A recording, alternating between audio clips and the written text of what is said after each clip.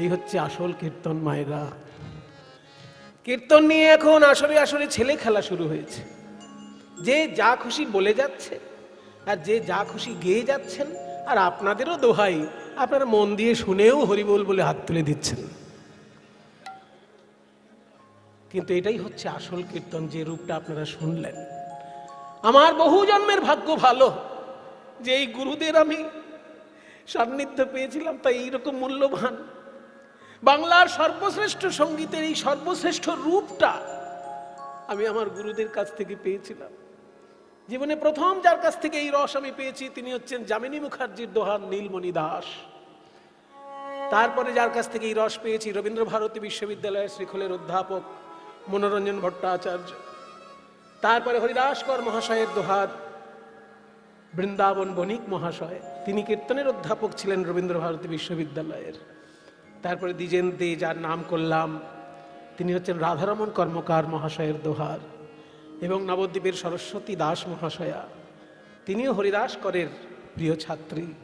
এনাদের সকলের কাছ থেকে, এবং মনোরঞ্জন কংস বণিক, উনি আরেকজন হরিদাসকরেরই দোহার, এনাদের কাছ থেকে এইসব রস পেয়েছিলাম বলে আজকে আমার জীবনটা ধন্য বলে মনে হয়। তা নাহলে আমিও হয়তো সাধারণভাবে নেচে গিয়ে বেড়াতাম আর লোকে পয়সা দিত, হাত তুলে হরিবোল বলতো। কিন্তু আমার জীবন ধন্য যে আমি বাবার মতন মানুষ পেয়েছি, সন্তোষ ভট্টাচার্য, যিনি আমাকে শিখিয়েছেন গৌরাঙ্গ লীলা কিভাবে গাইতে হয়, যার ভাগবত পাঠ দেখে আমার ভাগবতে রুচি হয়েছে। এই মোটা চশমা ছিল বাবার, কিন্তু সেই মোটা চশমার মধ্যে দিয়ে উনি রাত্রির জেগে ভাগবত পাঠ পড়তেন জানার জন্য, জ্ঞান অর্জনের জন্য। আমি ভাবতাম বাবার মতন আমি কবে পড়ব। রাত্রির জেগে ভাগবতের পাতা উঠাচ্ছে, এই মোটা চশমা, চোখের দিকে তাকানো যেত না, ভয় লাগতো, এত বড় বড় চোখ লাগতো। ভাবতাম যে বাবা আমার এত মন দিয়ে সারা রাত ভাগবত পড়ছে, আমিও যেন ওই রস একটু আস্বাদন করতে পারি। বাবা শিখিয়েছেন করলে বসিয়ে কীর্তন। আরো ভাগ্য ভালো হয়েছে, বাড়ির পাশেই পাঠ বাড়ি আশ্রম, যেখানে চৈতন্য মহাপ্রভু এসে ভাগবতের শ্লোক শুনে চোখের জলে ভেসেছেন। সেই আশ্রমটি আমার বাড়ি থেকে এই 500 ফুট দূরে হবে, আমার বাড়ি থেকে 500 ফুট দূরে হবে। সেখানে মঙ্গল আরতির ঘণ্টার ধ্বনি প্রতিদিন সকালবেলায় কানে বাজত। আর এই যে যাদের গুরুদের নাম বললাম, এনারা কৃপা না করলে আমি জানতেই পারতাম না কীর্তন এত মধুর, কীর্তন এত মূল্যবান, আমি জানতেই পারতাম না। আপনারা আশীর্বাদ করবেন আমি যেন এই সেবার মধ্যে ভগবানের চরণে নিবেদন করতে পারি এই সেবা সঙ্গীত। নিতাই গৌর প্রেমানন্দে হরি বল। সতী কাকে বলে শুনেছো কোনোদিন? আজকে শোনো, সংক্ষেপে বলছি, আমার সময় বেশি নেই। তোমরা অর্ধেক রাত্রে সেজে গুজে আমাকে দেখতে এসেছো, তোমাদের সম্মান মান সম্মানের ভয় নেই? সতী কাকে বলে শোনো। একবার নারদ মুনি পেটে খুব ব্যথা হলো, ভয়ঙ্কর ব্যথা, কিছুতেই সারে না। ধন্বন্তরী কত ওষুধ দিচ্ছে তবু সারছে না। অশ্বিনী কুমার দয়, জানেন তো দেবতাদের ডাক্তারের নাম কি? দেবতাদের ডাক্তার হচ্ছেন অশ্বিনী কুমার দয়, তারা দেবতাদেরকে ওষুধ দেয়। তো অশ্বিনী কুমার দয় কত ওষুধ দিয়েছে তবুও পেট ব্যথা সারছে না। শেষকালে নারদ ভাবলো কোথায় যাই, তখন অশ্বিনী কুমার দয় বলছে দেখো ওষুধে যদি কাজ না হয় তাহলে টোটকা বলতে পারি। টোটকা বলবো একটা, কোন সতী নারীর কাছে যাও, সে যদি পাথরের টুকরোকে ছোলা করে দিতে পারে, সেই ছোলা খেলে তোমার পেট ব্যথা সেরে যাবে। এবার নারদ মুনি ভাবছে সতী নারী কোথায় এমন পাবো রে বাবা, পাথরের টুকরোকে ছোলা করবে। সব থেকে ভালো ব্রহ্মা বিষ্ণু মহেশ্বর তিনজন দেবতার স্ত্রীর কাছে যাই, ওইখানে যদি হয়তো হবে, নাহলে কোথাও হবে না। তাই ব্রহ্মা বিষ্ণু মহেশ্বর তিনজনের কাছে গেল। ব্রহ্মার স্ত্রীর কাছে গিয়ে বলছে মা সাবিত্রী, আপনি এই পাথরের টুকরোগুলোকে ছোলা করে দিতে পারবেন? হ্যাঁ, দেখছিস না আমি এখন যজ্ঞের জন্য সব ব্যবস্থা করছি, ব্রহ্মদেব এখনই যজ্ঞ করবেন, তো হবে না? না, ওসব এখন হবে না। মা দুর্গা তুমি, এই পাথর কখনো ছোলা হয়? হিমালয় পর্বতে কত পাথর, এতদিনে সব ছোলা করে দিতাম, যা এখান থেকে। মা লক্ষ্মী, আমি এখন শ্রী বিষ্ণুর চরণ সেবা করছি, আমার সময় নেই। কেউই করলো না। শেষকালে সপ্তঋষির মধ্যে একজনের স্ত্রী হচ্ছেন মহাসতী, অত্রি ঋষির স্ত্রী সতী অনুসূয়া। এই অনসূয়া নাম শুনে নারদ মুনি সেইখানে গেলেন, মা এই পাথরের টুকরোগুলোকে ছোলা করে দিতে পারবে? সতী অনুসূয়া বলছেন, দেখো বাবা নারদ, আমার দ্বারা যদি কোনো কাজ হয় আমি নিশ্চয়ই করব। আমি পতির চরণ ছাড়া আর কিছু জানি না। আমি বললে অসম্ভব সম্ভব হয়ে যায় কখনো কখনো, তো দেখি তোমার ক্ষেত্রে হয় কিনা। আমি আমার পতির চরণ চিন্তা করে বললাম, এই পাথরের টুকরো এখনই ছোলা হয়ে যাক। এবার বলার সঙ্গে সঙ্গে পাথরের টুকরো হয়ে গেল ছোলা। আর সেই ছোলা খেয়ে নারদ মুনির পেট ব্যথা তো সারলই। নাচতে নাচতে নারদ মুনি গিয়েছেন কৈলাসে, বীণা বাজাতে বাজাতে মা দুর্গার সামনে নেচে নেচে, জয় মা অনুসূয়া, জয় মা অনুসূয়া, জয় মা অনুসূয়া।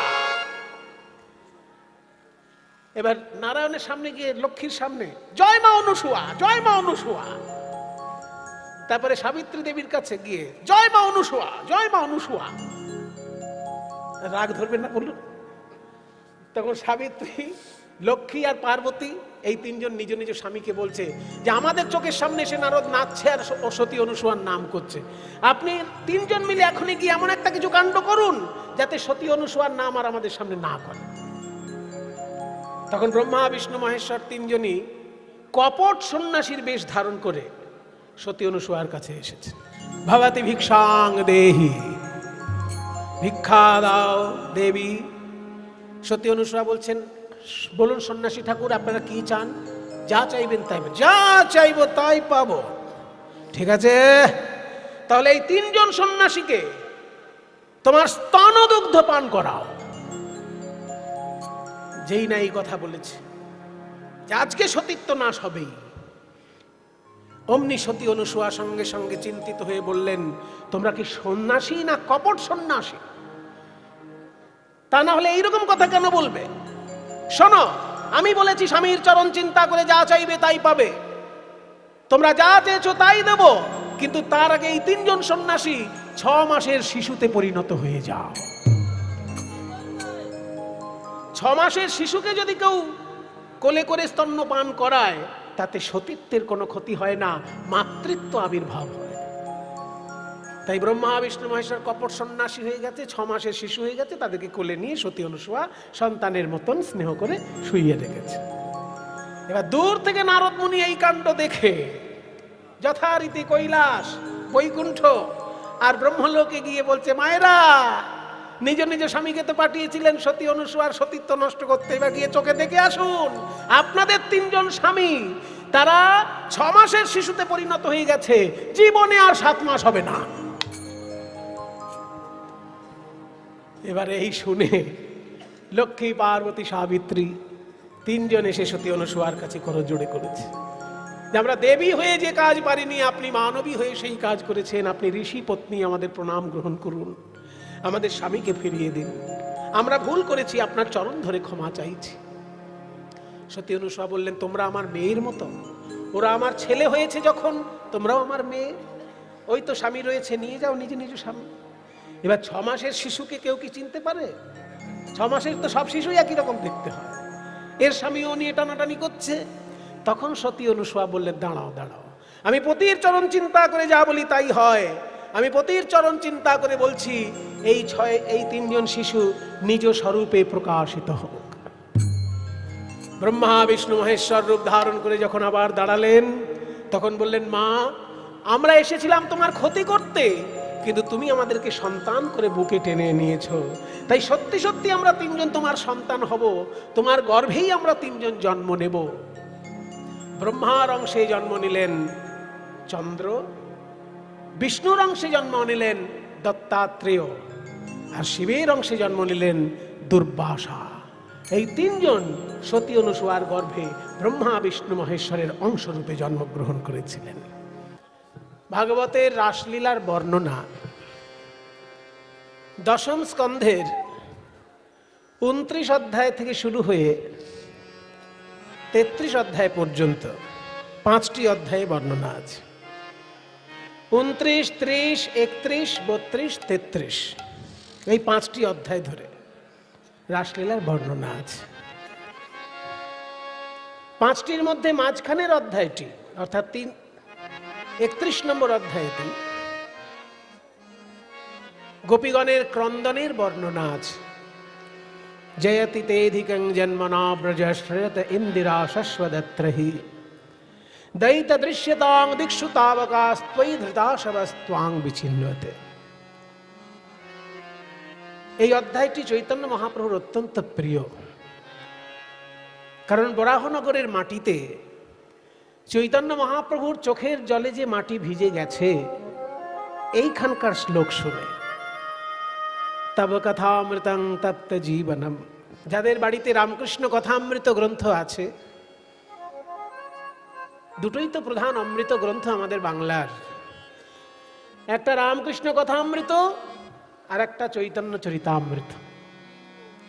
এই দুটি অমৃতের হাঁড়ি যদি আপনার বাড়িতে থাকে তাহলে দেখবেন ক্ষুধা তৃষ্ণার কষ্ট আপনাকে কষ্ট দিতে পারবে না, সাংসারিক দুঃখ আপনাকে কষ্ট দিতে পারবে না। এই দুটো অমৃতের হাঁড়ি বাড়িতে রাখতে হবে। একটার নাম রামকৃষ্ণ কথামৃত আর একটার নাম চৈতন্য চরিতামৃত। এই রামকৃষ্ণ কথামৃত গ্রন্থটি যখনই খুলবেন, বই শুরু হওয়ার আগে দেখবেন একটা পাতায় একটা সংস্কৃত শ্লোক আছে। একটা শ্লোক দিয়ে শুরু, রামকৃষ্ণ কথামৃতম, আর সেই শ্লোকটা এই 31 নম্বর অধ্যায়ের 9 নম্বর শ্লোক। তব কথামৃতম তপ্ত জীবনম কবিভিरीडितं কল্মষাপহম শ্রবণমঙ্গলম শ্রীমদাততাম ভুবি গৃহন্তি তে ভূরিদা জনাঃ। হে নন্দনন্দন যশোদা জীবন, হে দামোদর হে শ্রীমাধব। কি সুন্দর কথা বাবা, তব কথামৃতম। ওই জন্য রামকৃষ্ণ কথামৃত কথাটা শব্দটা ওখান থেকে নেওয়া হয়েছে। শ্লোকটা শুরুটাতেই হচ্ছে তব কথামৃতম। যেহেতু রামকৃষ্ণ কথামৃত নাম, এই নামটা এখান থেকে নেওয়া হয়েছে। তব মানে তোমার, তোমার সেটাকে সংস্কৃতে তব বলে। তব কথামৃতম, তোমার কথারূপী অমৃত। কথাটাই যেন অমৃত। কখনো কখনো গান যেন অমৃতের মতন শোনায়, তেমনি কখনো কখনো কথা এমন আছে যেগুলো অমৃতের মতো শোনায় এবং অমৃতের কাজ করে, শুধু শোনায় না। অমৃত কি করে? অমর করে দেয়। তেমনি কোনো কোনো কথা আছে যা শুনে চললে পরে এই জগতে আপনি অমরত্ব পাবেন। যেমন এই যে সুন্দর মন্দিরটি তৈরি হয়েছে, যিনি তৈরি করেছেন তিনি যদি পরলোক গমনও করেন, তিনি কিন্তু মানুষের কাছে অমর হয়ে থাকলেন। কীর্তির ইয়স্য সজীবতি। কিছু কিছু কথা এমন আছে যা শুনে মেনে চললে পরে এই জগতেই আপনি অমর হয়ে থাকবেন। আপনি সুন্দর সাহিত্য রচনা করতে পারলে অমর হয়ে যাবেন। মানুষের কল্যাণের জন্য কোনো কাজ করলে আপনি অমর হয়ে যাবেন। তাই অমর করে দেওয়াই অমৃতের কাজ। চৈতন্য মহাপ্রভুর কথা এবং রামকৃষ্ণদেবের কথা মানুষকে অমর করে দেবার পথ দেখিয়েছে, তাই কথামৃতম। তব কথামৃতম কি করেছে না তপ্ত জীবনম। এই শ্লোকটা আসলে একটা প্রশ্নের উত্তরে বলা হয়েছে। প্রশ্নটা খুব মজার প্রশ্ন, মানে কিছু মনে করবেন না, আমাদের মুনি ঋষিগণ আমাদের ভগবানকে শুধুমাত্র ভয়ঙ্কর শাসক হিসেবে প্রতিষ্ঠা করেননি। অন্যান্য ধর্মে দেখবেন ভগবান মানে একটা ভয়ের ব্যাপার, তার উপাসনা না করলে নরকে যেতে হবে। কিন্তু আমাদের ধর্মের মুনি ঋষি বলছেন যে ভগবান কখনো কখনো ভয়ঙ্কর সাজেন যখন দরকার পড়ে, যখন অসুর বিনাশ করতে হয়, যখন বদমাইশ লোককে ঠান্ডা করতে হয়, তখন ভগবান ভয়ঙ্কর সাজেন।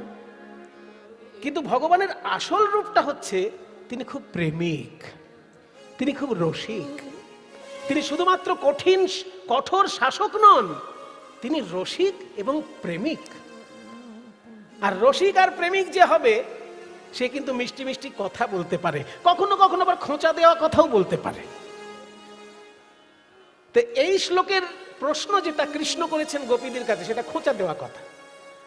খোঁচাটা হচ্ছে যে গোপীগণ বলছে, হে কৃষ্ণ দেখা দাও নিলে মরে যাচ্ছি, দেখা দাও মরে যাচ্ছি, নাহলে দেখা দাও নিলে মরে যাচ্ছি, এগুলো বলেছেন এর আগে। এবার কৃষ্ণ আড়াল থেকে হঠাৎ বলছেন, কই এখনো তো মরলে না, মরে দেখাও, তারপর দেখা দিচ্ছি। যদি সত্যিই তোমরা কেউ আমাকে ভালোবাসো তাহলে এখনো মরনি কেন? এইটা হচ্ছে প্রশ্ন। মজার প্রশ্ন না?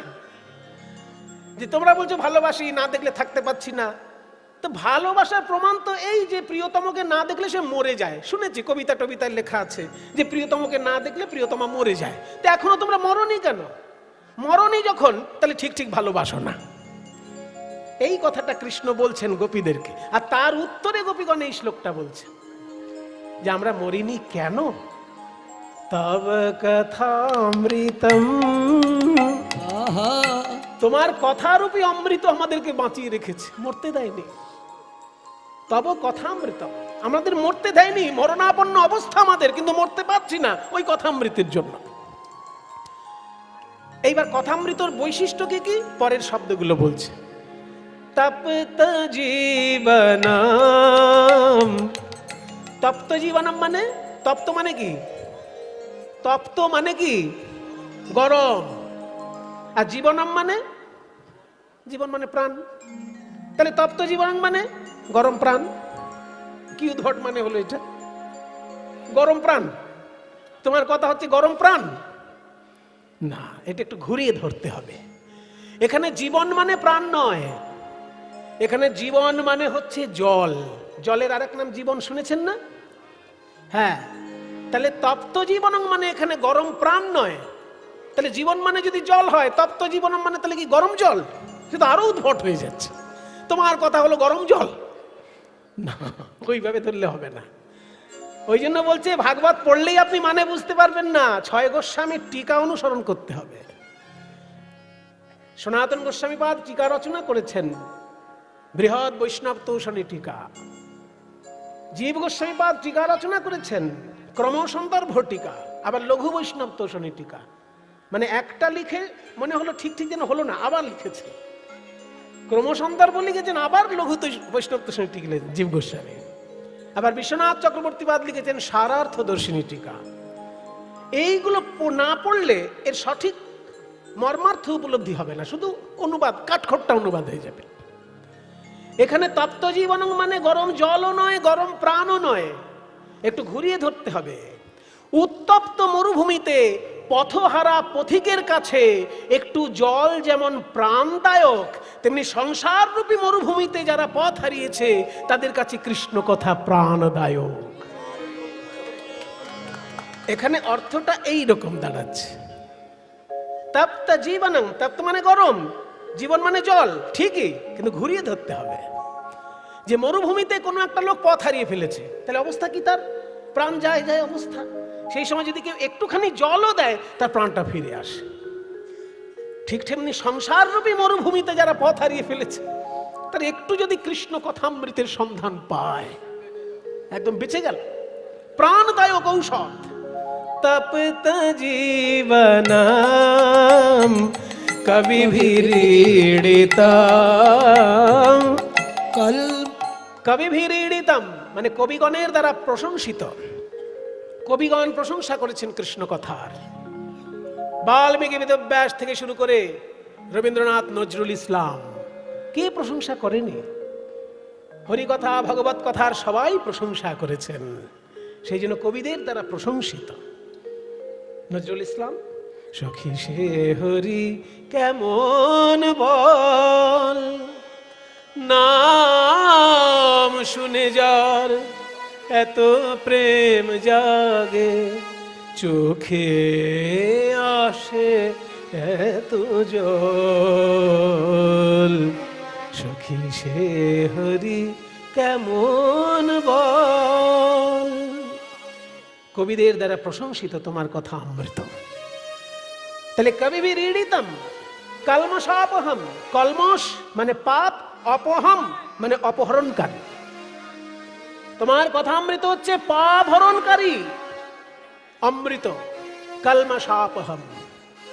শুধু তাই নয়, শ্রবণমঙ্গলম, শ্রবণমঙ্গলম শ্রীমদাতত ভুবি গৃণন্তি তে ভূরিদা জনা। শ্রবণমঙ্গলম, তোমার কথা শুনলেই মঙ্গল, আর পালন করলে তো মঙ্গলের উপর মঙ্গল। শুনলেই মঙ্গল। কোনো কথা কিন্তু শুনলে মঙ্গল হয় না বাবা। যেমন আমি যদি কোনো ছাত্রকে বলি মন দিয়ে পড়াশোনা করো, পরীক্ষায় পাশ করবে, মন দিয়ে পড়াশোনা করো, পরীক্ষায় পাশ করবে, আমার কথা শুনে যায় যদি পড়াশোনা না করে, সে পাশ করবে? সে তো শুনেই গেছে, মাস্টার বলেছে মন দিয়ে পড়ো, পাশ করবে, কিন্তু জীবনে পড়লো না, তাহলে পাশ করবে? শুনে পড়তে হবে, তবে তো পাশটা করবে। কিন্তু হরি বলো, হরি বলো, হরি বলো ভাই, এটা শুনে কেউ যদি হরি নাও বলে, শুনলেই মঙ্গল হয়ে যায়। আর শুনলে মঙ্গল হয়, আর যদি মেনে চলে ভগবানের কথা, তাহলে তো আরো মঙ্গল। তাই বলছে শ্রবণ মঙ্গলম, শ্রবণ মঙ্গলম শ্রীমদাততম। শ্রীমদাততম, শ্রী মানে সম্পদ, শ্রী মানে সৌন্দর্য। শ্রী মানে যেমন লক্ষ্মী ঠাকুর, অর্থাৎ শ্রী অর্থে সম্পদ, আবার শ্রী মানে সৌন্দর্য। তোমার কথায় সৌন্দর্যে পরিপূর্ণ, আবার প্রেম ধনে পরিপূর্ণ। শ্রীমদাততম ভুবি গৃণন্তি, যারা জগতে প্রচার করেন তারা ভূরি দা জনা, তারা শ্রেষ্ঠ দাতা। ভুবি গৃণন্তি তে ভূরি দা জনা। হে নন্দনন্দন যশোদা জীবন, হে দামোদর, হে শ্রীমাধব। যে সংস্কৃত শ্লোকটি আমি ব্যাখ্যা করলাম, এটা ভাগবতে রাসলীলার বর্ণনার একটা গুরুত্বপূর্ণ অধ্যায়ের শ্লোক। কিন্তু সাধারণ মানুষ রাসলীলার নাচ গান শুনে এমন অভ্যস্ত যে এই কঠিন জিনিসগুলো তাদের সাধারণত হজম হতে চায় না। কিন্তু তবু এখানে যেহেতু মন্দির প্রাঙ্গণ, এখানে যেহেতু সমজদার এবং ভালো শ্রোতা সমবেত হয়েছেন, তাই একটু কঠিন অংশটা আগে বলে নিলাম। নাচ গান তো থাকবেই। এইবার বলা হচ্ছে ভাগবতের রাসলীলার প্রথম শ্লোকটা কি? ভগবান পিতা রাত্রি শারদোৎফুল্ল মল্লিকা వీక్ష్య রন্তুং মনশ্চক্রে যোগ মায়াম উপাশ্রিত। অর্থাৎ সেই রাত্রিতে ভগবান হয়েও তিনি সেই রাত্রিতে, তার রাত্রি কোন রাত্রি না? শারদোৎফুল্ল মল্লিকা, শরৎকালে উৎফুল্লিত মল্লিকাদি কুসুম শোভিত রাত্রি। মল্লিকা ফুল কখনো শরৎকালে ফোটে না, কিন্তু মল্লিকার নামটা হয়ে গেল। কেন হলো একটু পরে বলছি। শরৎকালে মল্লিকা ফুল ফোটে না, মল্লিকা বসন্তকালের শুরুর দিকে ফোটে।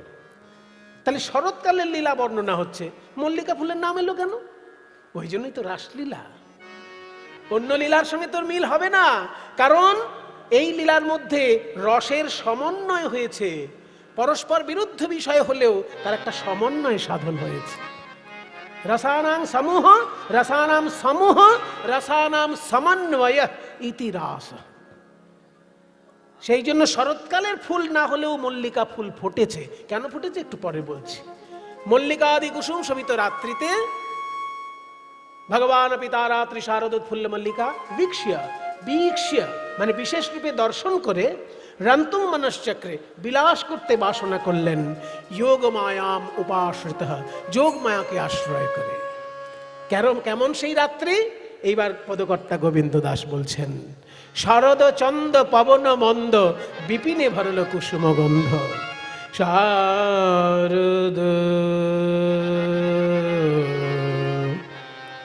যেহেতু অর্ধেক রাত্রের লীলা, সেই জন্য বেহাগ রাগে এই সুর কীর্তন জগতে শত শত বছর ধরে গাওয়া হচ্ছে, শত শত বছর। নে সা মা গা পা মা গা মা গা সা। কিন্তু সাধারণ প্রচলিত বেহাগ রাগের সঙ্গে বাংলার এই কীর্তন গানে ব্যবহৃত বেহাগ রাগের পার্থক্য আছে। এই রাগে বিষ্ণুপুরী ঘরানার প্রভাব, বিষ্ণুপুরে ধ্রুপদের মধ্যে বেহাগের যে রূপ পাওয়া যায়, সেই বেহাগটাই বাংলার কীর্তনে পাওয়া যায়। কাজে বাংলার যে প্রাচীন সুর সেটা কিন্তু দুটো জায়গায় সীমিত আছে। এক হলো বাংলার কীর্তন, আর হচ্ছে বাংলার বিষ্ণুপুরী ঘরানার ধ্রুপদ গান। আপনাদের গর্বের ব্যাপার সেটা। বিষ্ণুপুরীর ঘরানার যে ধ্রুপদ গান, সেখানে প্রাচীন রাগের রূপগুলো ধরে রাখা আছে, আর বাংলার কীর্তন গানে সেই প্রাচীন রাগের রূপগুলো ধরে রাখা আছে। যার জন্য বেহাগ বলতে এখন মানুষ যেটা বোঝে পা মা পা গা মা গা, এই কাজটা কিন্তু প্রাচীন বেহাগে নেই। প্রাচীন বেহাগে হচ্ছে গা পা মা, এই জায়গাটা প্রধান জায়গা, যেটা বর্তমান বেহাগে পাওয়াই যায় না। গা পা মা, ঘুম পাড়া নিয়ে একটা ভাব থাকবে। এইটা বারবার যদি করা হয় মানুষ ঘুমিয়ে পড়বে। ঘুমোতে তো হবেই, কারণ সাধারণ মানুষ না ঘুমোলে অসাধারণ লীলা তো প্রকাশ হবে না। সাধারণ লোক ঘুমোবে যখন, তখনই অসাধারণ সাধক সাধনা করবে। গীতায় লেখা আছে ইয়া নিশা সর্বভূতানাম তস্যাং জাগতি সংযমী যস্যাং জাগ্রতি ভূতানি সা নিশা পশ্যত মুনে। যেটা সাধারণ লোকের কাছে রাত্রি, সাধকের কাছে সেটা দিন, আর সাধারণ লোকের কাছে যেটা দিন, সাধকের কাছে সেটা রাত্রি। তাই সবাই ঘুমা, অসাধারণ লীলা প্রকাশ হবে। ওই জন্য বেহাগ রাগের মধ্যে ঘুম পাড়ানি সুরটার রূপ পাওয়া যায়। মাগা পা পা মা পা মা গা, এই যে পা মা গা যদি মিট দিয়ে নামেন, ঘুম পাড়ানি একটা রূপ আসবে, ঘুম পাড়ানি রূপ আসবে। ওই জন্য বেহাগ রাগে বাংলার কীর্তনে আর ধ্রুপদে এটা কিন্তু আছে। এবং ধ্রুপদ থেকে রবীন্দ্রনাথ নিয়েছিলেন, রবীন্দ্রসঙ্গীতে অনেক জায়গায় এই বিষয়টা আছে। শারদ চন্দ পবন মন্দ, শারদ চন্দ পবন মন্দ, বিপিনে ভরল কুসুম গন্ধ রে। খেয়াল করুন, গন্ধ রে, ওই যে জায়গাটা মা গা পা মা, গন্ধ রে, বিপিনে ভরল কুসুম গন্ধ রে। শারদ চন্দ পবন মন্দ, বিপিনে ভরল কুসুম গন্ধ রে। দেখো চাঁদ উঠেছে, চাঁদ উঠেছে, নীল গগনে চাঁদ উঠেছে, নীল গগনে চাঁদ উঠেছে। গোপী তারার মালা গলায় পরে, নীল গগনে চাঁদ উঠেছে। গোপী তারার মালা গলায় পরে, নীল গগনে চাঁদ উঠেছে। গোপী তারার মালা, আকাশে যেমন চারিদিকে তারা, তারার মালা পরে আকাশে যেমন চাঁদ উঠেছে, তেমনি হৃদয় আকাশে চারিদিকে গোপী, মাঝখানে কৃষ্ণ। হৃদয় আকাশেও কৃষ্ণ চাঁদের উদয় হয়েছে। গোপী তারার মালা গলায় পরে, নীল হৃদয় আকাশে চাঁদ উঠেছে। গোপী তারার মালা গলায় পরে, হৃদয় আকাশে চাঁদ উঠেছে। ফুল্ল মল্লিকা মালতী যুথি, ওই ফুল্ল মল্লিকা মালতী যুথি, শোভা রে শোভা রে, শোভা রে। ওই ফুল্ল মল্লিকা মালতী যুথি। দেখো ফুল্ল উৎফুল্ল, ফুল্ল উৎফুল্লকে মল্লিকা। এইবার বলবো মল্লিকার নাম কেন হলো। এত ফুল থাকতে মল্লিকার নামটা কেন এলো? মল্লিকা তো শরৎকালে ফোটেই না, অথচ শরৎকালের লীলার বর্ণনা, সেখানে মল্লিকার নাম কেন? গোস্বামীগণ টিকায় ব্যাখ্যা করেছেন যে রাসলীলা এমন একটা লীলা, ভগবানের সর্বশ্রেষ্ঠ লীলা বলে 6টি ঋতু একসঙ্গে উদয় হয়েছে। গ্রীষ্ম, বর্ষা, শরৎ, হেমন্ত, শীত, বসন্ত, এই 6টি ঋতু পরস্পর আলোচনা করেছে। ওরে ভাই, ভগবানের লীলা, রাসলীলা বারবার তো হবে না, ওই জন্য আয় আমরা 6 ঋতু একসঙ্গে ভগবানের লীলা দর্শন করি। তো 6টি ঋতু একসঙ্গে যেহেতু এসেছে, সব ঋতুর ফুল, সব ঋতুর ফল প্রকাশ পেয়েছে। 6টি ঋতুর মধ্যে রাজাকে, 6 ঋতুর মধ্যে কে রাজা? হ্যাঁ, কে বললেন? আপনি। বাহ, ঋতুরাজ বসন্ত বলা হয় ওই জন্য। ঋতুদের মধ্যে রাজা হচ্ছে বসন্ত। দেখুন, বেশি ঠান্ডা নয়, বেশি গরম নয়, জলে জলকাদায় মাখামাখি নয়, একটা মাঝারি রূপ এবং আরামদায়ক রূপ। সব থেকে মজার ব্যাপার, দক্ষিণের বাতাস পাওয়া যায় বসন্তকালে, অন্য কালে পাওয়াই যায় না। শীতকালে উত্তরের বাতাস, হিমালয় থেকে কনকনে ঠান্ডা বাতাস নিয়ে চলে আসে উত্তর দিক থেকে। বর্ষাকালে পূর্ব দিকের বাতাস একদম ঝোড়ো হাওয়ার সঙ্গে ভিজিয়ে দিয়ে চলে যাবে। বর্ষাকালে পূর্ব দিকের বাতাস থাকে না, আর শীতকালে উত্তরের বাতাস, পশ্চিমের বাতাস থাকে। কিন্তু বসন্তকালে দক্ষিণ ভারত থেকে বাতাস আসে, আর দক্ষিণ ভারতে থাকে চন্দনের জঙ্গল। সেই চন্দন গাছের বাতাস, চন্দন গাছের গন্ধ বয়ে আনে বলে ওই দক্ষিণের বাতাসের নাম মলয় পবন। কারণ মলয় পর্বতে চন্দনের জঙ্গল আছে, বিশাল চন্দনের জঙ্গল। এদিকে যেমন শালের জঙ্গল দেখা যায়, শাল গাছের জঙ্গল, ওইরকম দক্ষিণ ভারতে বিশাল চন্দনের জঙ্গল। আর সেই জায়গাটির নাম মলয় পর্বত। সেই মলয় পর্বতে চন্দনের বাতাস, চন্দনের গন্ধ বয়ে দক্ষিণ ভারত থেকে নিয়ে আসে। ওই জন্য সর্বশ্রেষ্ঠ বাতাস বসন্তের বাতাস। আর এই বসন্তকালের এই ফুল হচ্ছে মল্লিকা। ওই জন্য মল্লিকার নামটা করা হলো, মানে ঋতুরাজ বসন্তের নাম করে দেওয়া হলো প্রকারান্তরে। আর রাজার নাম করলে রাজার পার্শ্বদের নাম করতে হয় না। যদি কোথাও নরেন্দ্র মোদী আসে, তখন কি বলা হবে? নরেন্দ্র মোদীর ড্রাইভারও সঙ্গে এসেছেন। হয় নরেন্দ্র মোদী যিনি রান্না করেন তিনিও সঙ্গে এসেছেন। এটা কেউ বলে কি? তার নাম কেউ জানতে পারে না, শুধু সরকার জানে যে কে ড্রাইভার হবে, কে রান্নার লোক হবে। আসে শুধু বড় নরেন্দ্র মোদীর নাম। কোথাও যদি মুখ্যমন্ত্রী মমতা ব্যানার্জি বেড়াতে আসে, ও মুখ্যমন্ত্রী রান্না কে করবে, তার ড্রাইভার কে হবে, ওগুলো কি লেখা থাকে? সাঙ্গপাঙ্গদের নাম থাকে না, শুধু যিনি রাজা তার নামটি থাকে। ঠিক তেমনি ঋতুদের মধ্যে যেহেতু রাজা বসন্ত, তার যে ফুল মল্লিকা, তার নাম করা হলো, মানে সমস্ত ঋতুরই ফুল ফল প্রকাশিত হয়েছে।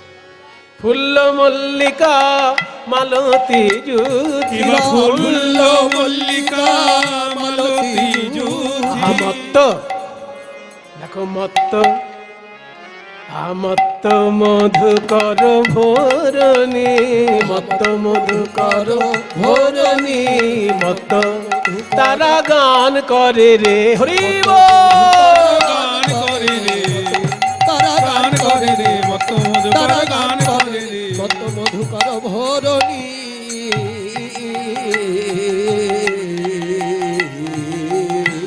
আহা, কি অপূর্ব শোভা। হেরত রাতি ऐसन भांति, হেরত রাতি ওই ছানো ভাতি, ওই ছানো ভাতি, হেরত রাতি ওই ছানো ভাতি।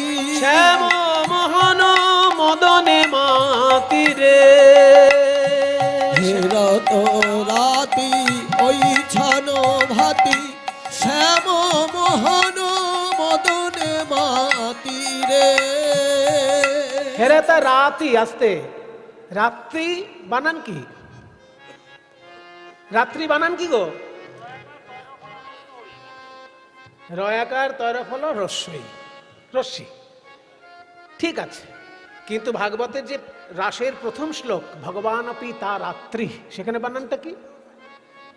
সেইখানে আবার বানানটা হচ্ছে রয়াকার তরফল দীর্ঘি, আবার বিসর্গ, রাত্রি। দীর্ঘী আছে আবার বিসর্গ আছে। ও সংস্কৃত তো ব্যাপার স্যাপার আলাদা না, সংস্কৃতেও রাত্রি বানান হচ্ছে রয়াকার তরফ হলো হস্যি, কিন্তু ওখানে দীর্ঘী হয়ে গেল কেন? আসলে বহু বচনে প্রয়োগ হয়েছে, বহু বচন প্রয়োগ হয়েছে, ওই জন্য দীর্ঘী হয়েছে, বিসর্গ হয়েছে। কেন না একটা রাত্রি নয়, অনেকগুলো রাত্রি মিলে এসেছে একটা রাত্রির মধ্যে, ওই জন্য বহু বচনে প্রয়োগ। অনেক রাত্রি মিলেছে একটা রাতের মাঝে। কটা রাত্রি? তাহলে তো বিরাট হিসেব দিতে হয়। ভাগবতে একটা জায়গায় বলা হয়েছে যে রাসলীলার রাত্রিটা কেমন জানো? ব্রহ্মরাত্রে উপাবৃত্তে, ব্রহ্মার রাত্রি এসে যুক্ত হয়েছে রাসলীলার রাতের মধ্যে। মানে ছোট রাতের মধ্যে বড় রাত এসে গেছে, ছোট রাতটা বড় হয়ে গেছে। মানুষের রাত খুব ছোট, আর ব্রহ্মার রাত কিরকম না ব্রহ্মার দিন যেমন রাতও তেমন। তাহলে ব্রহ্মার দিনটা কেমন সেটা হিসেব পেলেই রাতের হিসেব পাবেন। ব্রহ্মার দিনটা হচ্ছে সত্য ত্রেতা দাপর কলি চারি যুগ জানি, এই চারি যুগে এক দিব্য যুগ গণি, ৭১ দিব্য যুগে এক মন্বন্তর, ১৪ মন্বন্তর ব্রহ্মার দিবস ভিতর। এগুলো আমি বলছি না, চৈতন্য চরিতামৃতে আছে সব। ওই জন্য বলছি দুটো অমৃতের হাঁড়ি বাড়িতে রাখবেন, পড়তে পারলে ভালো, পড়তে না পারলে প্রণাম করলেও ভালো, কিন্তু আমি চাইবো আপনারা পড়ুন, কারণ এত অমৃত দেওয়া আছে যে আস্বাদন করে কুল পাবেন না। ব্রহ্মার দিনটা যেমন ব্রহ্মার রাত্রিটাও তেমন। দিনটা কেমন না সত্য ত্রেতা দাপর কলি, এই চারটে যুগকে একসঙ্গে বলা হয় দিব্য যুগ। এই চারি যুগে এক দিব্য যুগ গণি, তেমনি ৭১ দিব্য যুগে এক মন্বন্তর। একজন মনুর রাজত্ব পাল্টে যায় ৭১ বার চতুর্যুগ হলে। মানে সত্য ত্রেতা দাপর কলি, সত্য ত্রেতা দাপর কলি, সত্য ত্রেতা দাপর কলি চলতে থাকলো, ৭১ বার চলবে, তবে মনুর রাজত্ব শেষ হবে। আর এরকম ১৪ জন মনুর রাজত্ব শেষ হলে তবে ব্রহ্মার একটা দিন সম্পূর্ণ হয়। তাহলে হিসেব করবেন কি করে? কঠিন হিসেব, মিলাতে পারবেন না, বাস্তবের সঙ্গে মিলাতে গেলে হয়তো মিলবে না, কিন্তু মুনি ঋষিগণ বলেছেন যখন, তার একটা আধ্যাত্মিক অর্থ নিশ্চয়ই থাকবে। কলিযুগের আয়ু হচ্ছে ৪,৩২,০০০ বছর। এখন আমরা যেটা জানতে পাচ্ছি যে কলিযুগ ৫,০০০ বছর আগে শুরু হয়েছে। তাহলে ৪,৩২,০০০ বছর হচ্ছে কলিযুগের আয়ু।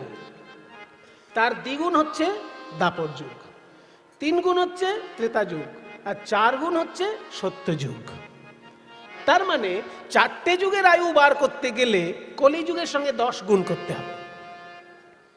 ওই জন্য কীর্তনের রস আস্বাদন করতে গেলে শুধু কবিতা শুনলে হবে না, অঙ্কও জানতে হবে। ৪টে যুগের আয়ু বার করতে গেলে কলিযুগের আয়ুর সঙ্গে ১০ গুণ করতে হবে।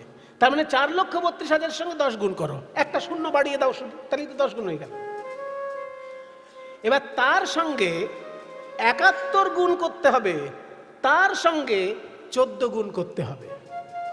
মানে ৪,৩২,০০০ গুণ ১০ গুণ ৭১ গুণ ১৪, এত বড়টা যখন দাঁড়াবে সেটা হচ্ছে ব্রহ্মার দিন। এই যেমন দিন তেমন হচ্ছে রাত। তাহলে কত লক্ষ লক্ষ রাত্রি এসে একটা রাতের মধ্যে যুক্ত হয়েছে। সেই জন্য দীর্ঘী বিসর্গ অর্থাৎ বহু বচন হয়েছে।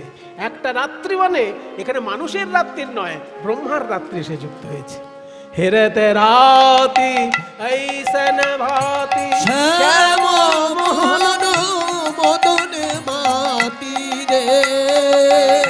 যখনই শ্যাম সুন্দর ওই রাত্রি দর্শন করে আনন্দ পেলেন, অমনি মুরলী কো গান পঞ্চমতান, ওই মুরলী কো গান পঞ্চমতান, মুরলী কো গান পঞ্চম বাজে ও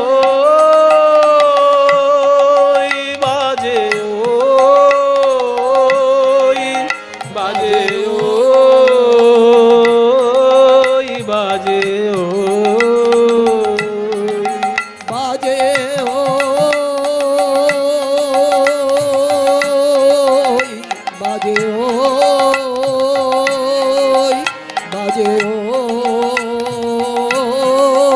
বাজে বাজে মুরলি কো গান পঞ্চমতান, বাজে মুরলি কো গান পঞ্চমতান। পঞ্চমতান। এখানে পঞ্চমতান মানে কি? শ্রীকৃষ্ণের বাঁশিতে যে সুরটি বাজলো সেটা কি সুর? পঞ্চমতান। এখানে পঞ্চম তান মানে কি? পা, সারে গামা পা। আমাদের সঙ্গীত শাস্ত্রে পঞ্চম বলতে পা কে বোঝায়। সা কে বলে ষড়জ, সা ষড়জ, রে ঋষভ, গা গান্ধার, মা মধ্যম, পা পঞ্চম। সংক্ষেপে নাম হচ্ছে সারে গামা পা, কিন্তু পুরো নামটা হচ্ছে ষড়জ, ঋষভ, গান্ধার, মধ্যম, পঞ্চম। ধা কে বলে ধৈবত, নি কে বলে নিষাদ।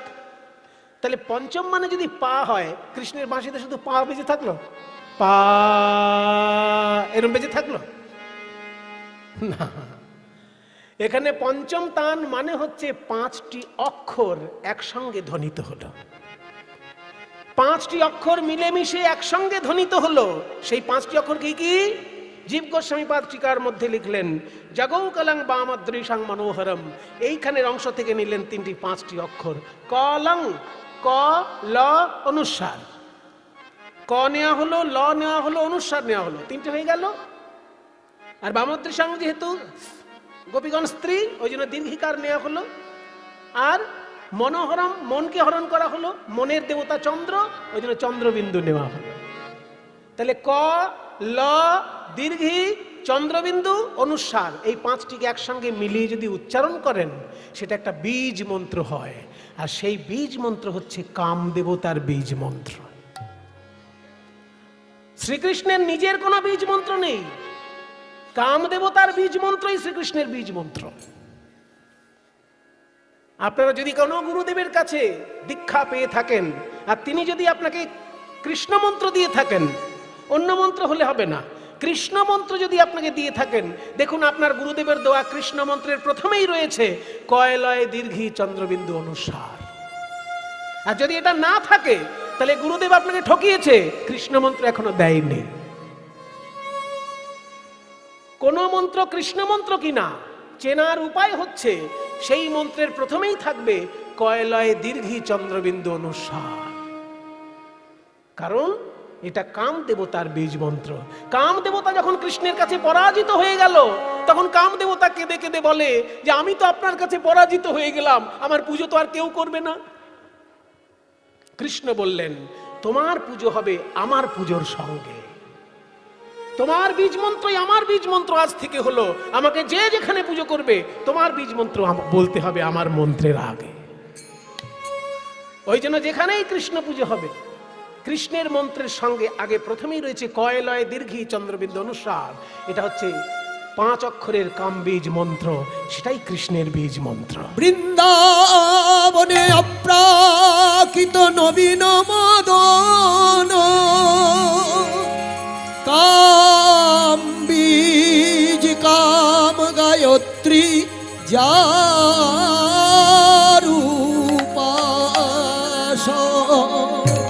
সেই অক্ষর চন্দ্র হয় কৃষ্ণে করি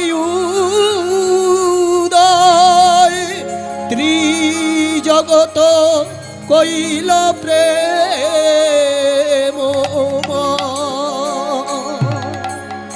ওই জন্য জগৌ কলং বামাদৃশাং মনোহরম মুরলিক গান পঞ্চমতান। বাঁশিতে বাজলো কয়লয় দীর্ঘি চন্দ্রবিন্দু অনুস্বার। আর সেই বীজ মন্ত্র যখনই ব্রজগোপীর হৃদয়ে এলো, অমনি কৃষ্ণের জন্য তাদের প্রেম জাগ্রত হলো। মুরলিক গান পঞ্চমতান, মুরলিক গান পঞ্চমতান, কুলবতী চিত চরণী, কুলবতী চিত চরণী, কুলবতী চিত হরে নীল রে, গৌর হরি বল। চিত হরে নীল রে, কুলবতী চিত হরে নীল রে, চিত হরে নীল রে, কুলবতী চিত চরণী।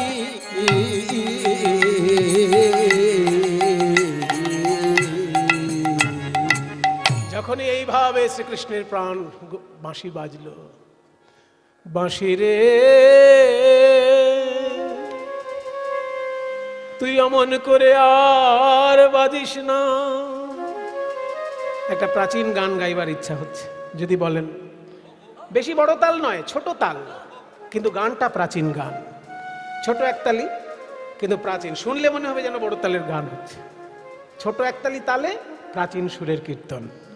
ওরে বাঁশিয়ার ধিত্তা খি ই ধা ধে ধা ধি, এই লয় চলবে।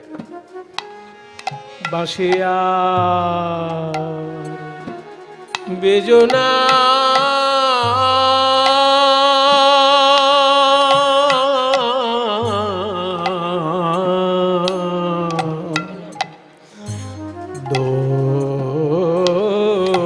দোহাই দোহাই বন্ধু। গুরু স্মরণ করে নি। এই গানটি আমায় যিনি শিখিয়েছেন তিনি হলেন রাধারমণ কর্মকারের দোহার দ্বিজেন দে মহাশয়। বাঁশিয়ার বেজনা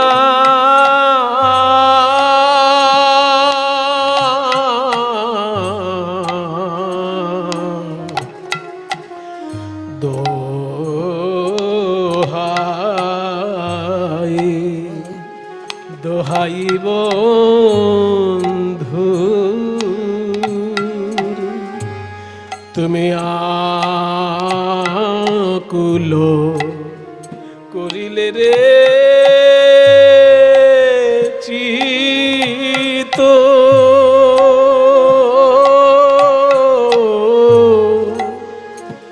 আমার মজালে দুকুল।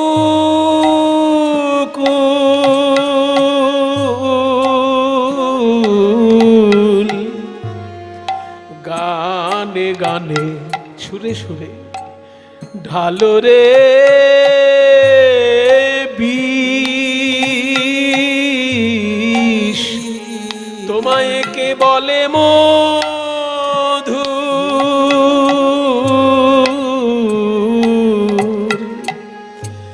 এখন আমার চলিতে না চলে পদ, চলিতে না চলে পদ, আমার চলিতে না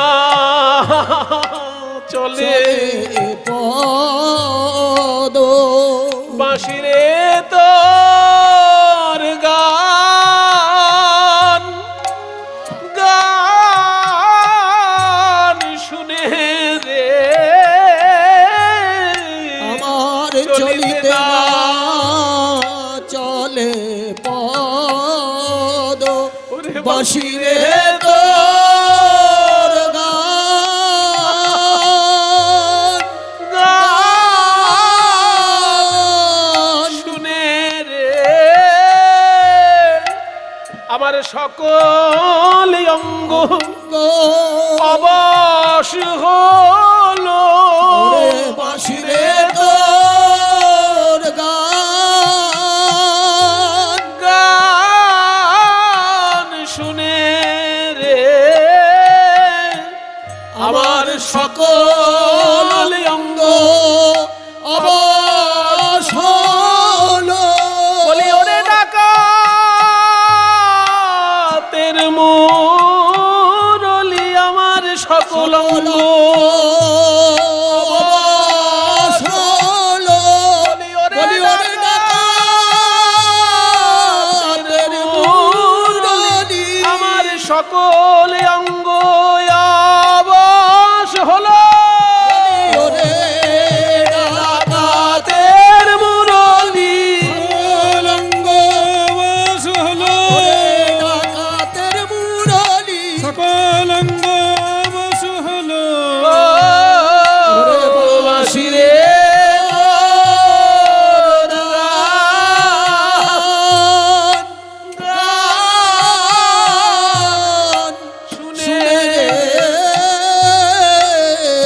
এখন আমার চলিতে না চলে পদ।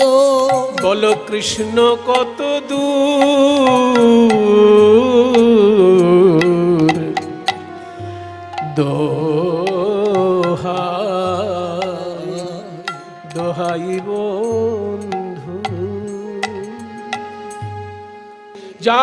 बोलत ताही चलत, যাহি বলত তাহি চলত, जाहि बोलत ताही चलत, যাহি বলত তাহি চলত, मुरली कल कालनी, मुरली कल কালনি मुरली तारा धेये चलिल, बाँशी शुने तारा धेये चलिल, তারা দে চলিল মুরলি কাল কালনি।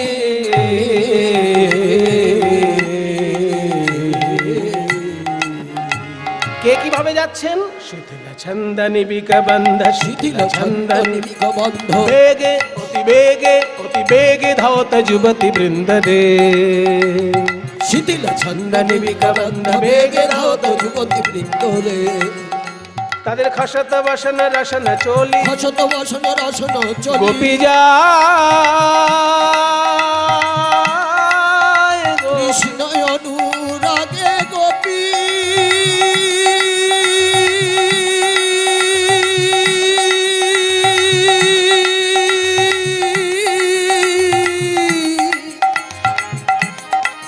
ওহে প্রাণনাথ দেখা দাও। आहा जाहि बोलत ताहि चलत, যাহি जाहि বলত তাহি চলত, मुरली कल कलनी, मुरली कल कलनी, मुरली तारा धेये चलिल, मुरली शुने धेये चलिल। তারা ধেয়ে চলি মুরলি কাল কালনি।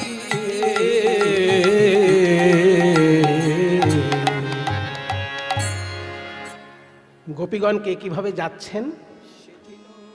কারোর বাড়িতে হয়তো গুরুজন এসে গেছে, তার সেবা করতে হচ্ছে, কিন্তু বাঁশি বাজলো, মনটা ছটপট ছটপট করছে।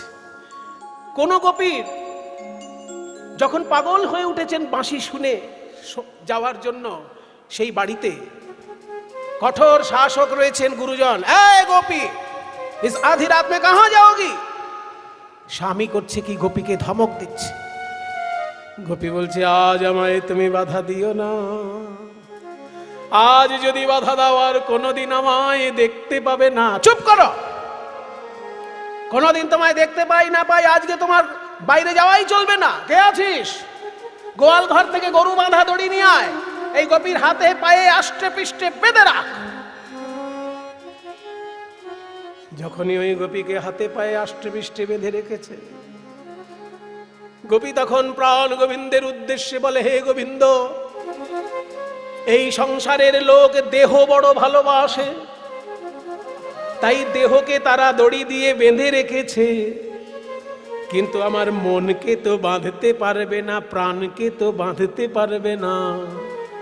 তাই বলি, ওরে আমার মন, ওরে আমার প্রাণ, তুই যদি সত্যিই কৃষ্ণ ভালোবাসিস, এই সংসারের দেহ সংসারে পড়ে থাক।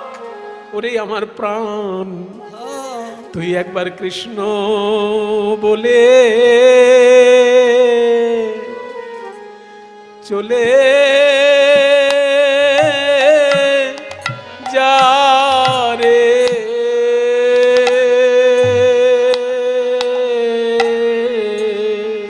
একবারে কৃষ্ণ বলে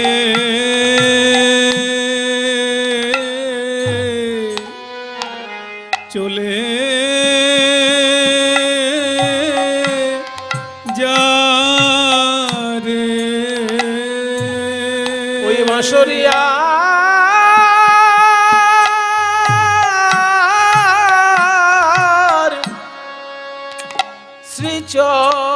শ্রীচরণে একবার কৃষ্ণ। মায়েরা,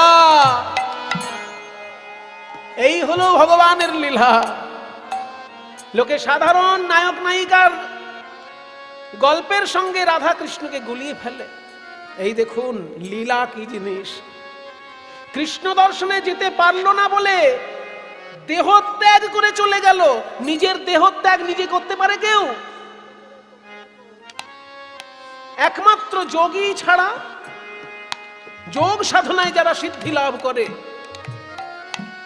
তারাই পারে ইচ্ছাকৃতভাবে দেহত্যাগ করতে।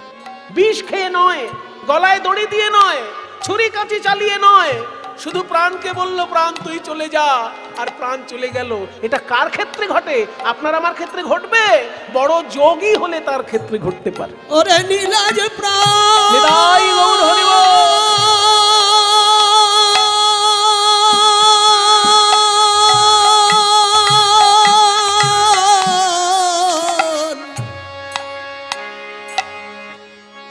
যে ঘর কৃষ্ণ ভজতে দেয় না,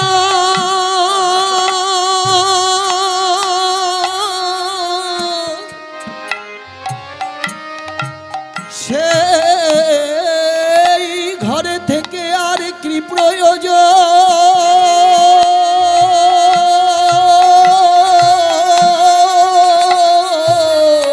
सुनत गोपी प्रेम रूपी मनहि अपना सौंपी, যাহি বলত তাহি চলত। প্রাণ ত্যাগ করে দিল। সম্ভব সাধারণ কোন মানুষের দ্বারা? ওই জন্য এটা লীলা। সাধারণ গল্পের সঙ্গে এই লীলাকে গুলিয়ে ফেলবেন না। কৃষ্ণ বলে চলে যা রে বাঁশরিয়ার শ্রীচরণে, সেই ঘরে থেকে আর কি কাজ আছে? যে ঘরে কৃষ্ণ ভজন করতে দেয় না। ওরে প্রাণ ঘরে থেকে আর কি কাজ আছে? বলি যে ঘর কৃষ্ণ ভজতে দেয় না।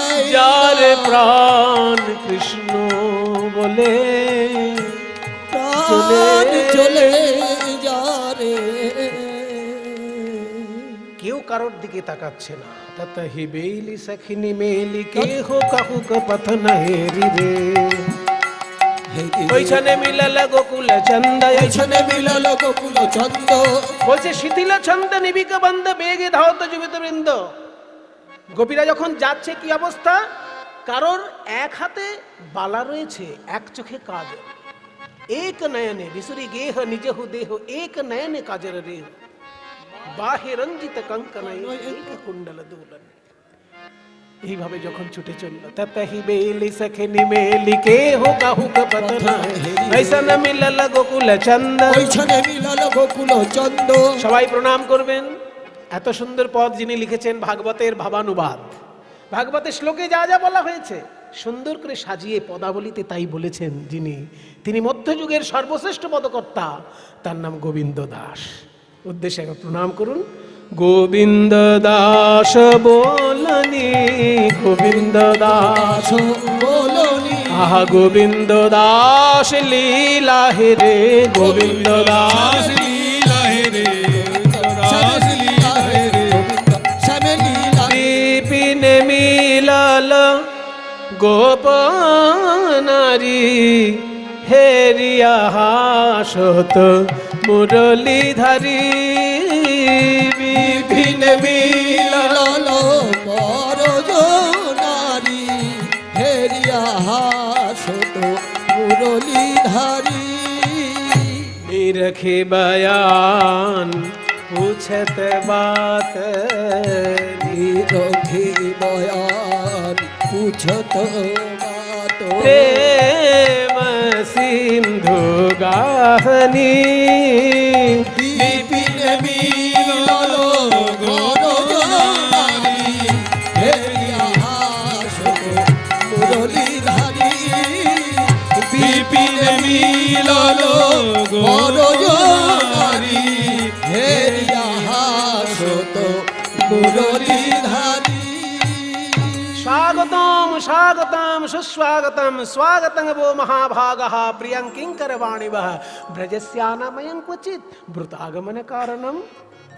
बोलो गोपी की शेर लागी गहन बने ले गो, बोलो गोपी की शेर लागी मोहन बने ले गो। रजन्येषा घोर रूपा घोर सत्व निवेशिता, प्रतियात वनं निहास्थे अस्त्रिभिः सुमध्यमा। এত সংস্কৃত বললে কি করে বুঝবো? তাহলে বাংলায় বলছি, যাহো যাহো যাহো গোপী যাহো নিজ ঘর হে, এ নিশি আমার সনে নহে ব্যবহার হে। গোপী কি সে লাগি গহন বলে গো, বলো গোপী কি সে লাগি গহন বলে গো। নেমন্তন্ন করে, মনে করুন কার্ড পাঠিয়ে বিয়ের নেমন্তন্ন করেছে, আর তারপর যখন বিয়ে বাড়িতে আপনি হাজির হয়েছেন সেজে গুজে, তখন যদি কর্তামশাই এসে বলে এদিকে কোথায় যাচ্ছিলেন, ভালো লাগবে শুনতে? আপনিই কার্ড দিয়ে নেমন্তন্ন করেছেন, আবার আপনি বলছেন আমি কোথায় যাচ্ছি, আর খেতে ইচ্ছা তো ওই বাড়িতে, খাবার অভাব আছে আমার বাড়িতে, আপনার ছেলের বিয়েতে এসেছি, আপনার কপাল ভালো। ব্রজগোপীদের ঠিক ওই অবস্থা।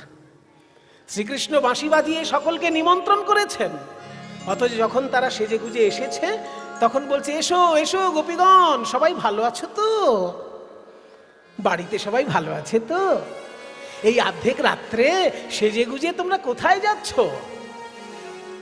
আমার কাছে? আমার কাছে কেন এসেছো? তোমাদের লজ্জা করে না? গৃহবধূ হয়ে অর্ধেক রাত্রে আমার সঙ্গে দেখা করতে এসেছো এই গভীর জঙ্গলে? ছি ছি ছি ছি। সতী কাকে বলে জানো? তা জানবে কেন? মুখ দেখে মনে হচ্ছে তো কিছুই জানো না। তাহলে শোনো, সতী কাকে বলে।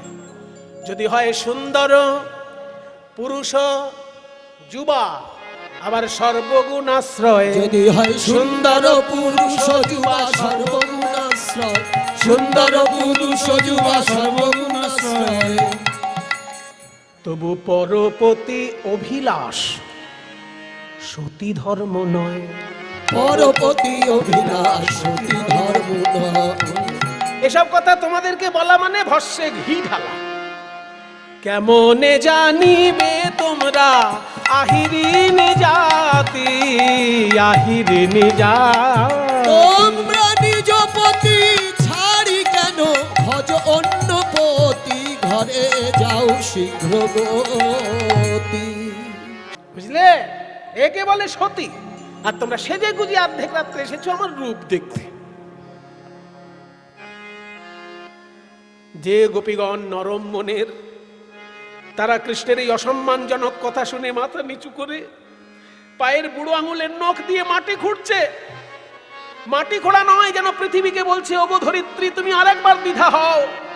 সীতা দেবীকে যেমন তুমি বুকে টেনে নিয়েছিলে, পাতাল প্রবেশ হয়েছিল, আমরাও আজকে পাতাল প্রবেশ করতে চাই। কৃষ্ণের কথা আমাদের ভালো লাগছে না। পদকর্তা বলছেন ওই ছানা বাচনা कहल जब कान ব্রজ তরুণী গণ সজল নয়ান। বেহাগ রাগ, তাল ছোট তিয়ট। ওই ছানা বাচন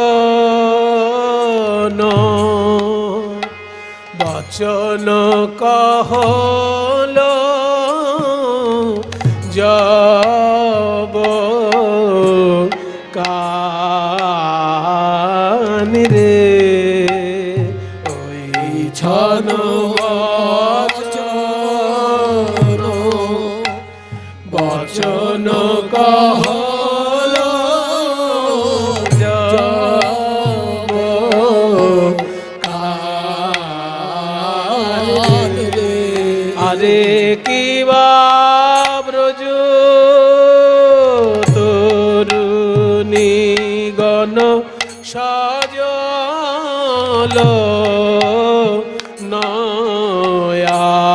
নয়ান রে, আরে কিবা ব্রজ, তারা নয়ন ধারায় ভেসে গেল কিবা ব্রজ, নয়ন ধারায় ভেসে ভেসে গেল রে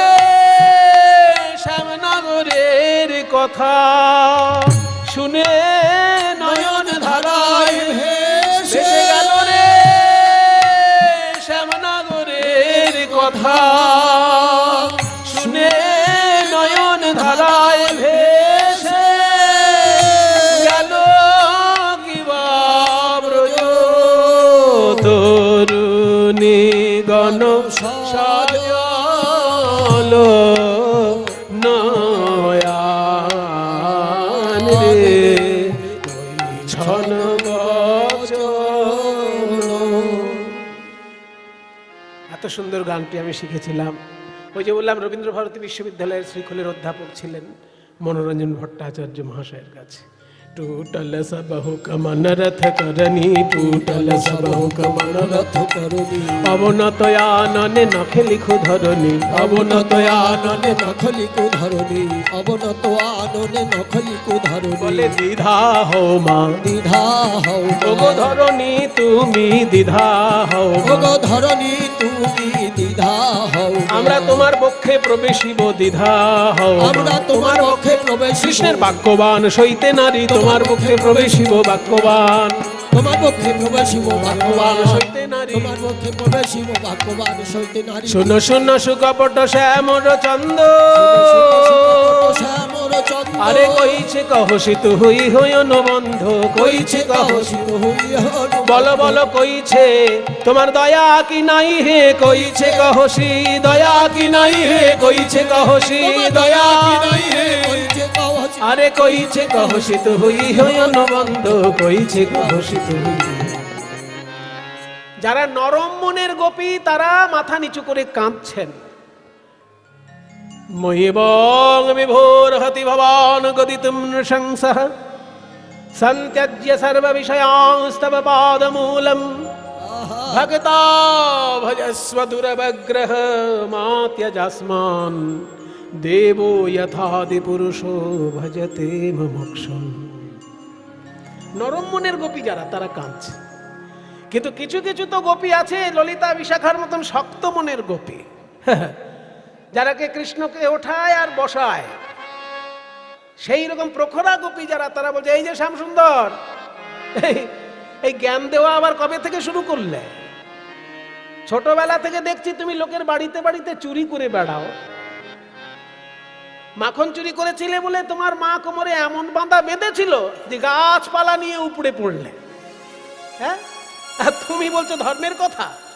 শুনো শুনো সুকপট শ্যামর চন্দ, कैसे कहसित हुई हन बंध, भांगली कुलशील मुरली गोसाने, किंकरी गणे जनु केशे धरिया आने, अब कह कपट धर्म जुत बोल, বলো ধার্মিক হরয়ে কি কুমারী নিচল। বস্ত্র হলন লীলা কেন ঘটিয়েছিলে এত ধার্মিক যখন তুমি?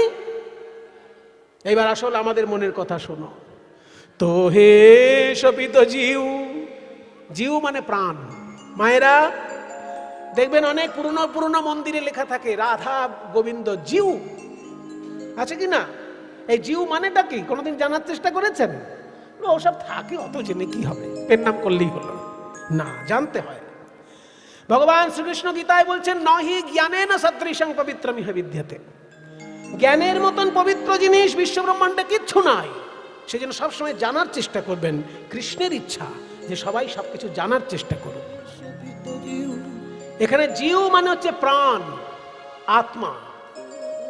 জিউ জীব থেকে, বর্গের জয় দীর্ঘী ব, জীব।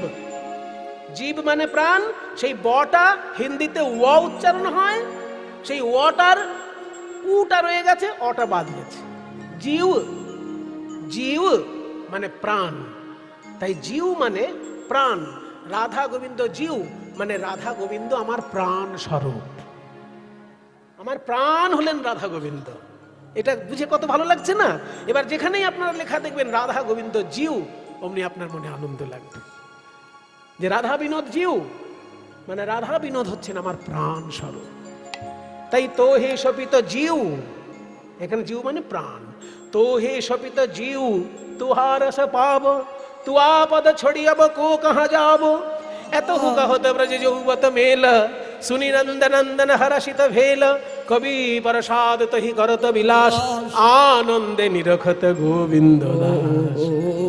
कांचन मोनि मणि गण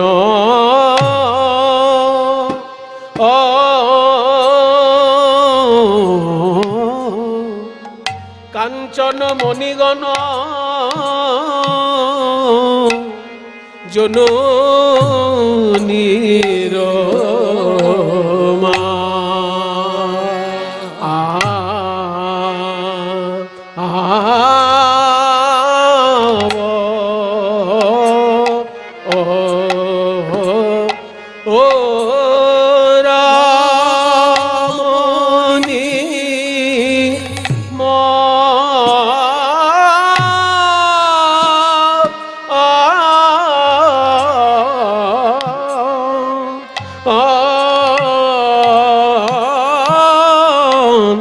মণ্ডল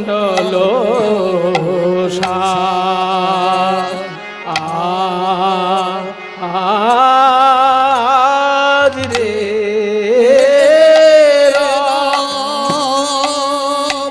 আজ তারা দাঁড়াইল সারি সারি অনুধ্বনি লালো করি দাঁড়াইল সারি সারি রাসমণ্ডল লালো করি দাঁড়াইল সারি সারি যাই রে শোভার বলি হারি দাঁড়াইল সারি সারি রাসমণ্ডল আলো করি দাঁড়াইল সারি সারি রাসমণ্ডল আলো করি দাঁড়াইল সারি সারি মাঝে বংশীধারী দাঁড়াইল সারি বাজাও। রাসমণ্ডল আলো করি দাঁড়াইল সারি সারি রাসমণ্ডল আলো করি দাঁড়াইল সারি সারি মণ্ডল আলো করি দাঁড়াইল সারি সারি আলো করি দাঁড়াইল সারি তিওরটা চলছে আলো করি দাঁড়াইল সারি সারি আলো করি দাঁড়াইল সারি সারি আলো করি দাঁড়াইল সারি সারি আলো করি দাঁড়াইল সারি সারি সারি সারি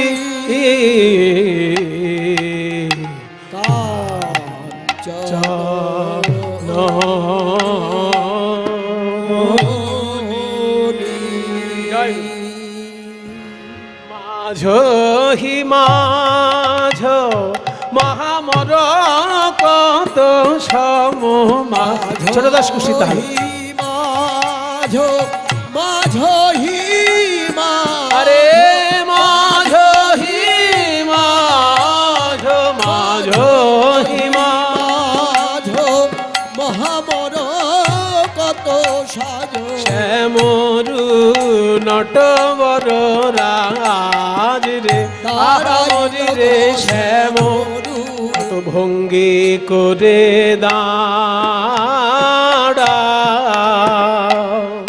দাঁড়াইল রে শ্যাম কত ভঙ্গি করে হরি বল মায়েরা উলু দাও দাঁড়াইল কত ভঙ্গি করে গোবিন্দ চরণে চরণ ছেদে অধরে মুরলি লয়ে চরণে অধরে মুরলি লয়ে চরণে চরণ ছেদে কত ভঙ্গি করে আবার ঢুকবো ছোট দাঁড়াইল রে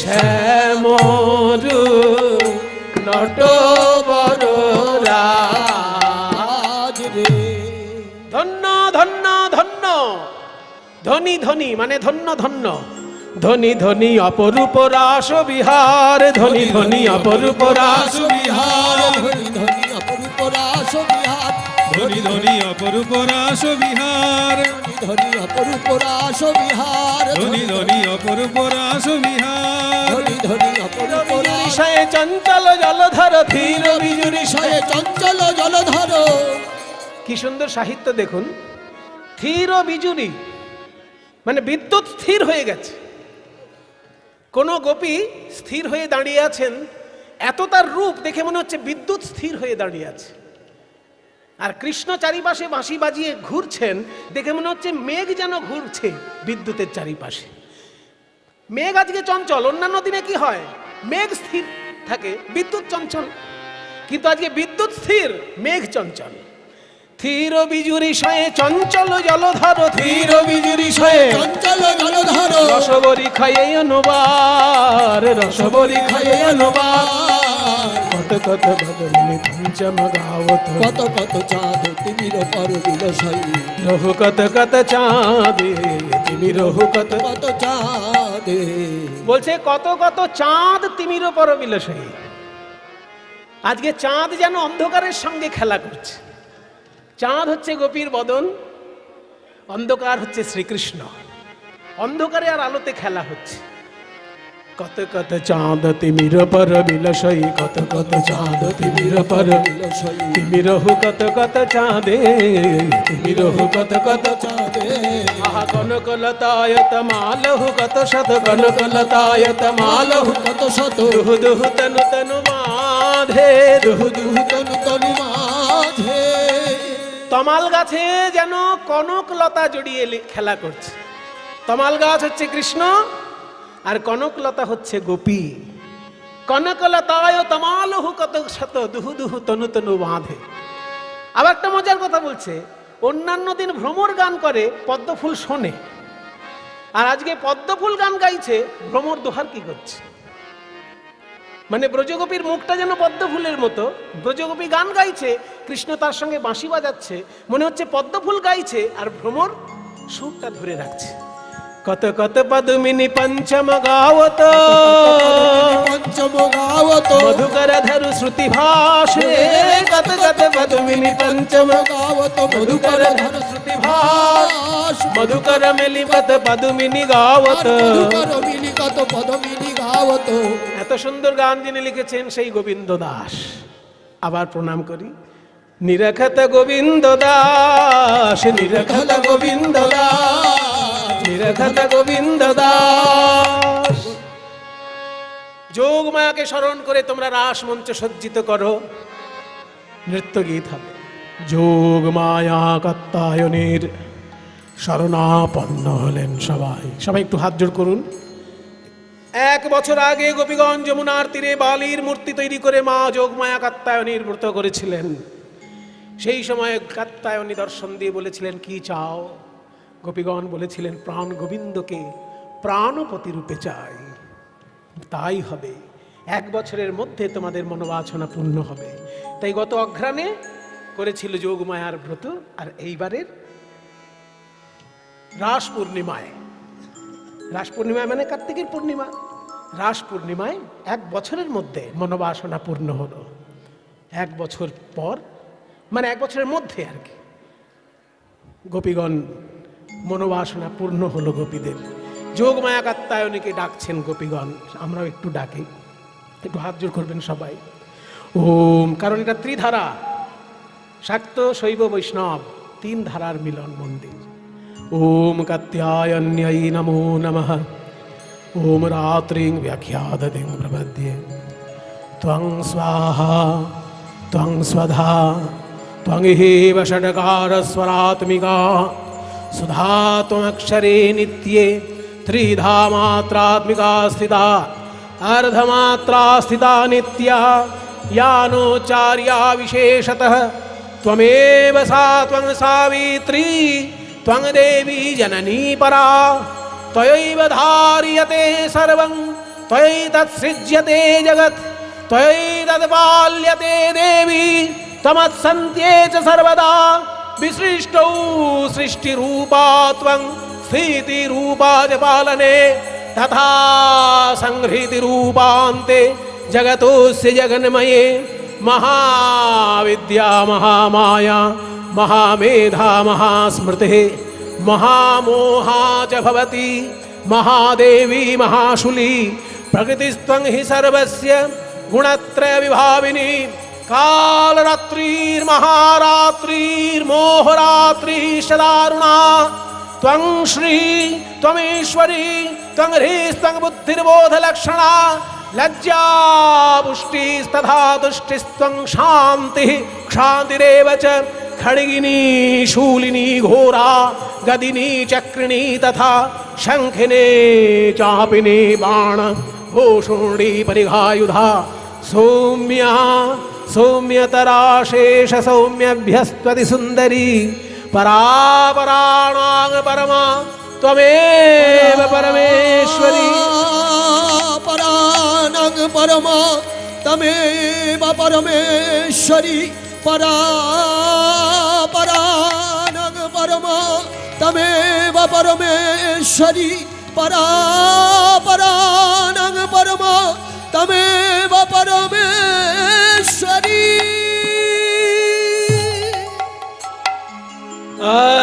अंगनाम अंतरा माधवो अंगनाम अंतरा माधवं माधवं चान्तरेणाङ्गना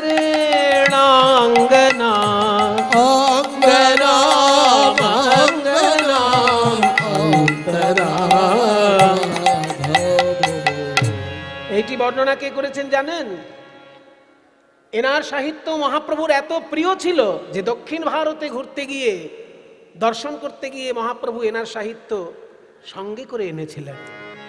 ইনি হচ্ছেন বিল্লমঙ্গল ঠাকুর। বিল্লমঙ্গলের লেখা এই কবিতাটি। ইত্থমা কল্পিতে মণ্ডলী মধ্যগো ইত্থমা কল্পিতে মণ্ডলী মধ্যগো বেণুনা সংজগো দেবকী নন্দনো বেণুনা সংযোগো देवकी नंदन अंगना अंगनामंतरा माधवो अंगनामंतरा माधवो अंगनामंतरा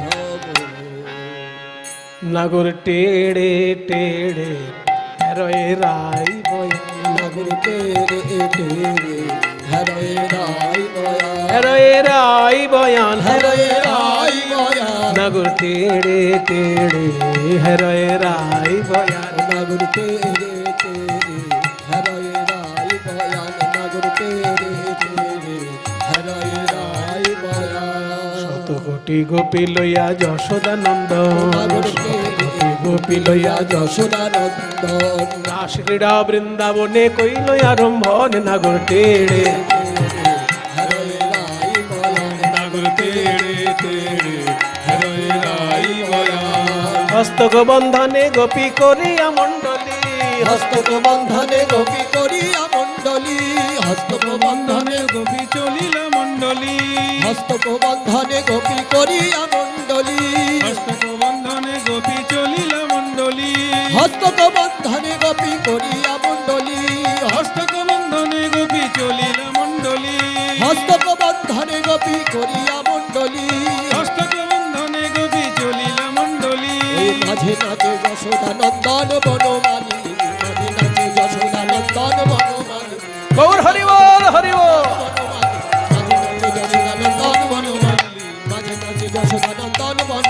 নাগর টেড়ে টেড়ে হরয়ে রাই বয়ান নাগর নাগর তেরে তেরে হরে রাই বয়া ওইভাবে হবে না।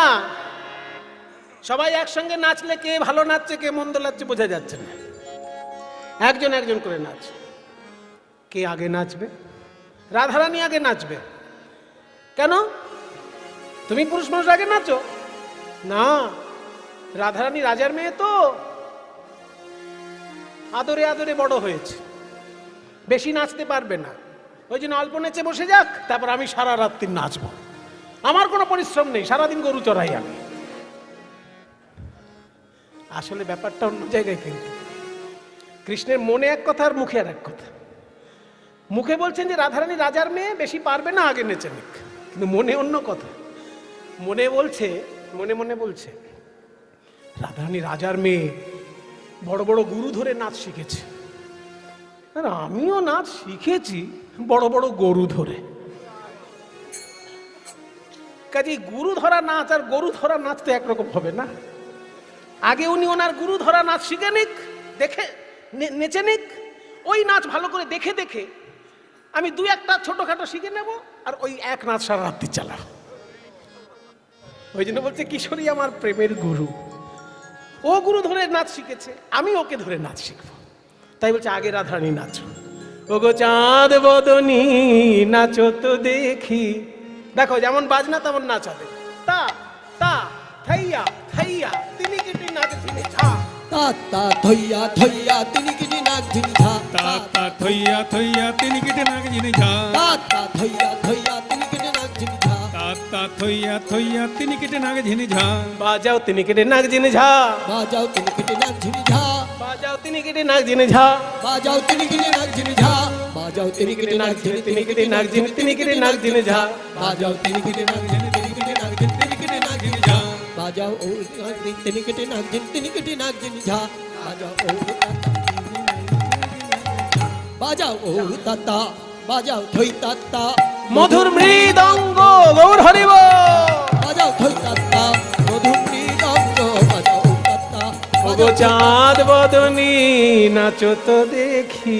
তা তা থাইয়া থাইয়া তিনি কিটি নাক ঝিনি ঝা, না হবে ভূষণের ধ্বনি, না নড়িবে চির তোমার, না হবে ভূষণের ধ্বনি, না নড়িবে চির, তোমার, না হবে ভূষণের ধ্বনি, না নড়িবে চির। আর না হবে ভূষণের ধ্বনি, না নড়িবে চির। চির মানে ওড়না। তোমার গয়নাগাটির আওয়াজ হবে না, না হবে ভূষণের ধ্বনি, না নড়িবে চির। ওড়নাও যেন না নড়ে। আবার তাড়াতাড়ি নাচবে কিন্তু নূপুর যেন না বাজে।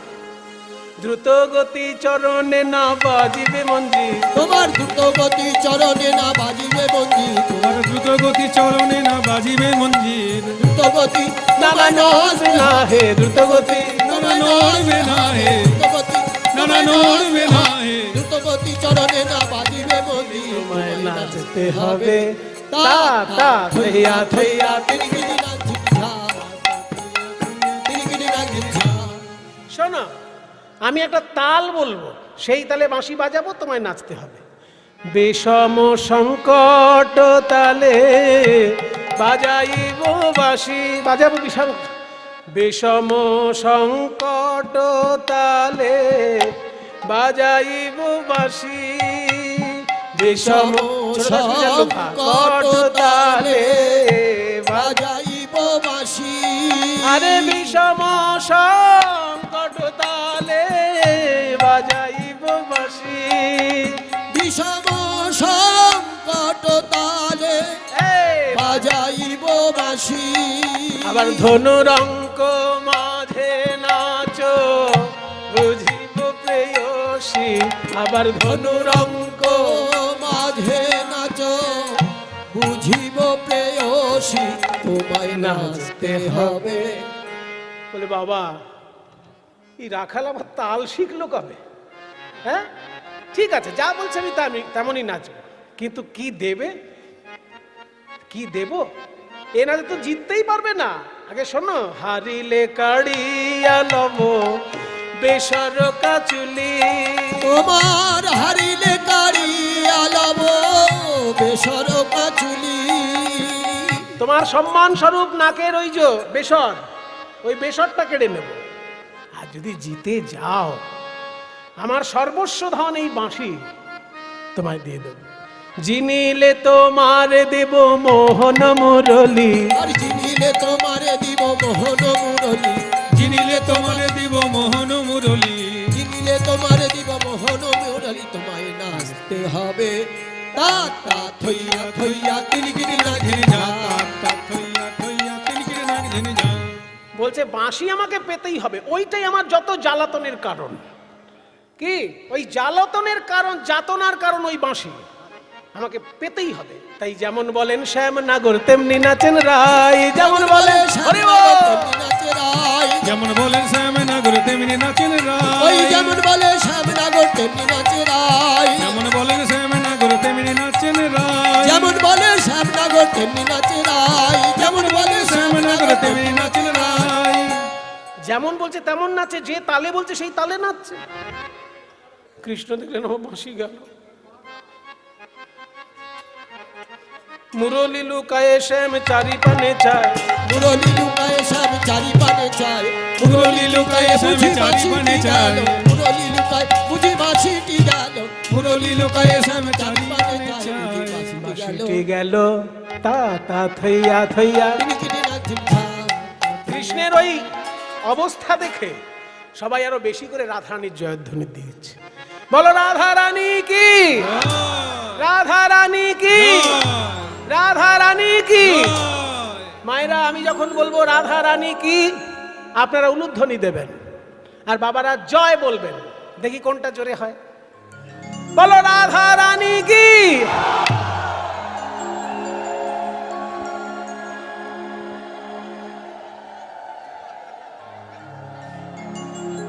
মায়েরা কিন্তু অনেকক্ষণ ধরে উলুধ্বনি দিয়েছে আর বাবারা যায় বলে থেমে গেছে।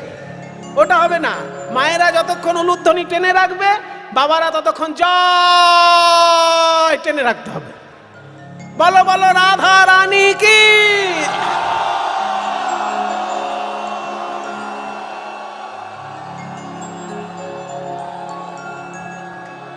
সবাই বলে রায়ের জয় নাগর হারিলে, সবাই বলে রায়ের জয় নাগর হারিলে, দুঃখিনী কহে গোপী মণ্ডলী হাসালে, দুঃখিনী কহে ওহে ও হারুয়া, দুঃখিনী কহে ওরে ও হারুয়া, দাঁড়াও দাঁড়াও দাঁড়াও।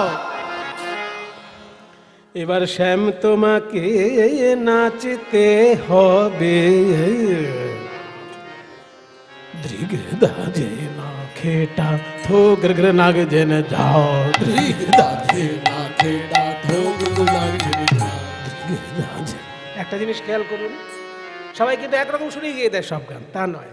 রাধার নাচের সুর হবে চড়ার দিকে, কারণ নারীর নৃত্য, তাকে বলে লাস্য।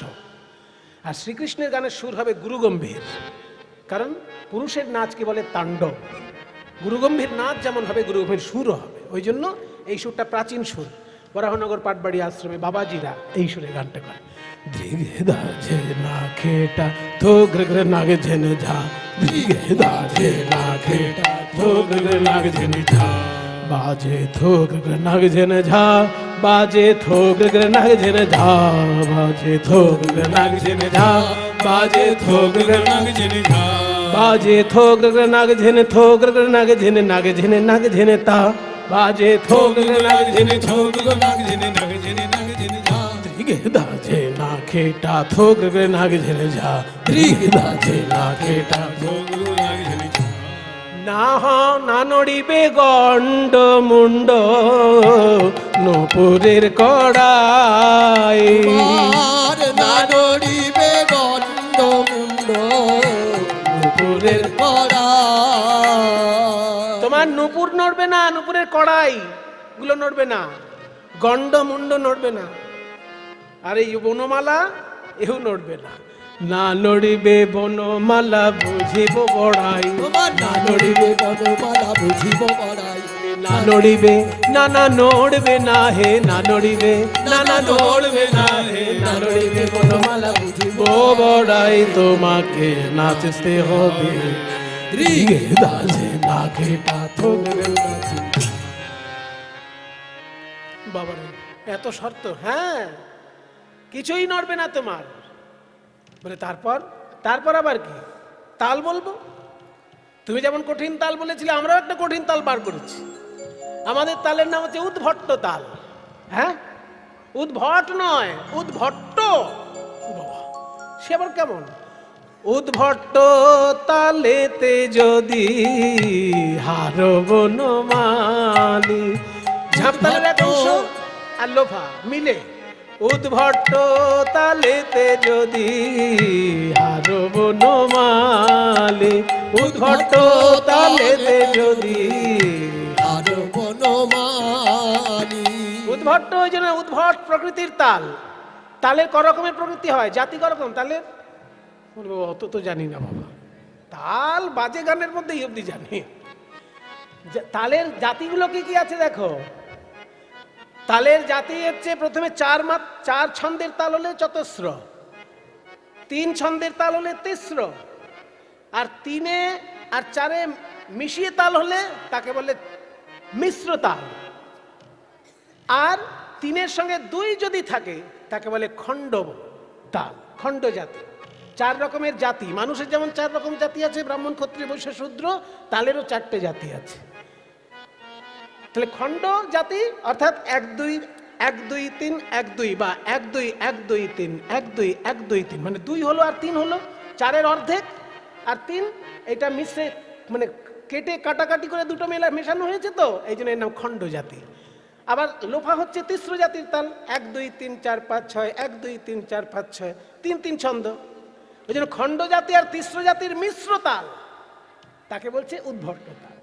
উদ্ভট তালেতে যদি হার বনমালী, উদ্ভট তালেতে যদি হার বনমালী, উদ্ভট তালেতে যদি হার বনমালী, উদ্ভট তালেতে যদি হার বনমালী, তোমার চূড়া বাঁশি কেড়ে লব দেব কর তালি, তোমার চূড়া বাঁশি কেড়ে লব দেব কর তালি, তোমায় নাচতে হবে দাজে না খেটা থোক লাগে, দাজে না খেটা বলে বাবার এত কঠিন ব্যাপার, কিসব খণ্ড মিশ্র তিস্র কিসব বললো। হ্যাঁ, এই গুণী সমাজ, রাধারানীর 25টা গুণের মধ্যে একটা গুণ হচ্ছে কি জানো? সঙ্গীত প্রসারাভিজ্ঞা। সঙ্গীতের সমস্ত ক্ষেত্রে তার সার্বভৌমত্ব রয়েছে, সুনিপুণ বিচরণ সঙ্গীতের সমস্ত ক্ষেত্র। আর সঙ্গীতের ক্ষেত্র কয়টি? 3টি, গীতং বাদ্যং তথা নৃত্যম ত্রয়ং সঙ্গীত উচ্যতে। গান বাজনা এবং নাচ, এই 3টে মিলে সঙ্গীত বলা হয়, বুঝেছো? এই জন্য এই কঠিন তালে তোমায় নাচতে হবে। বলে বেশ, চেষ্টা করব।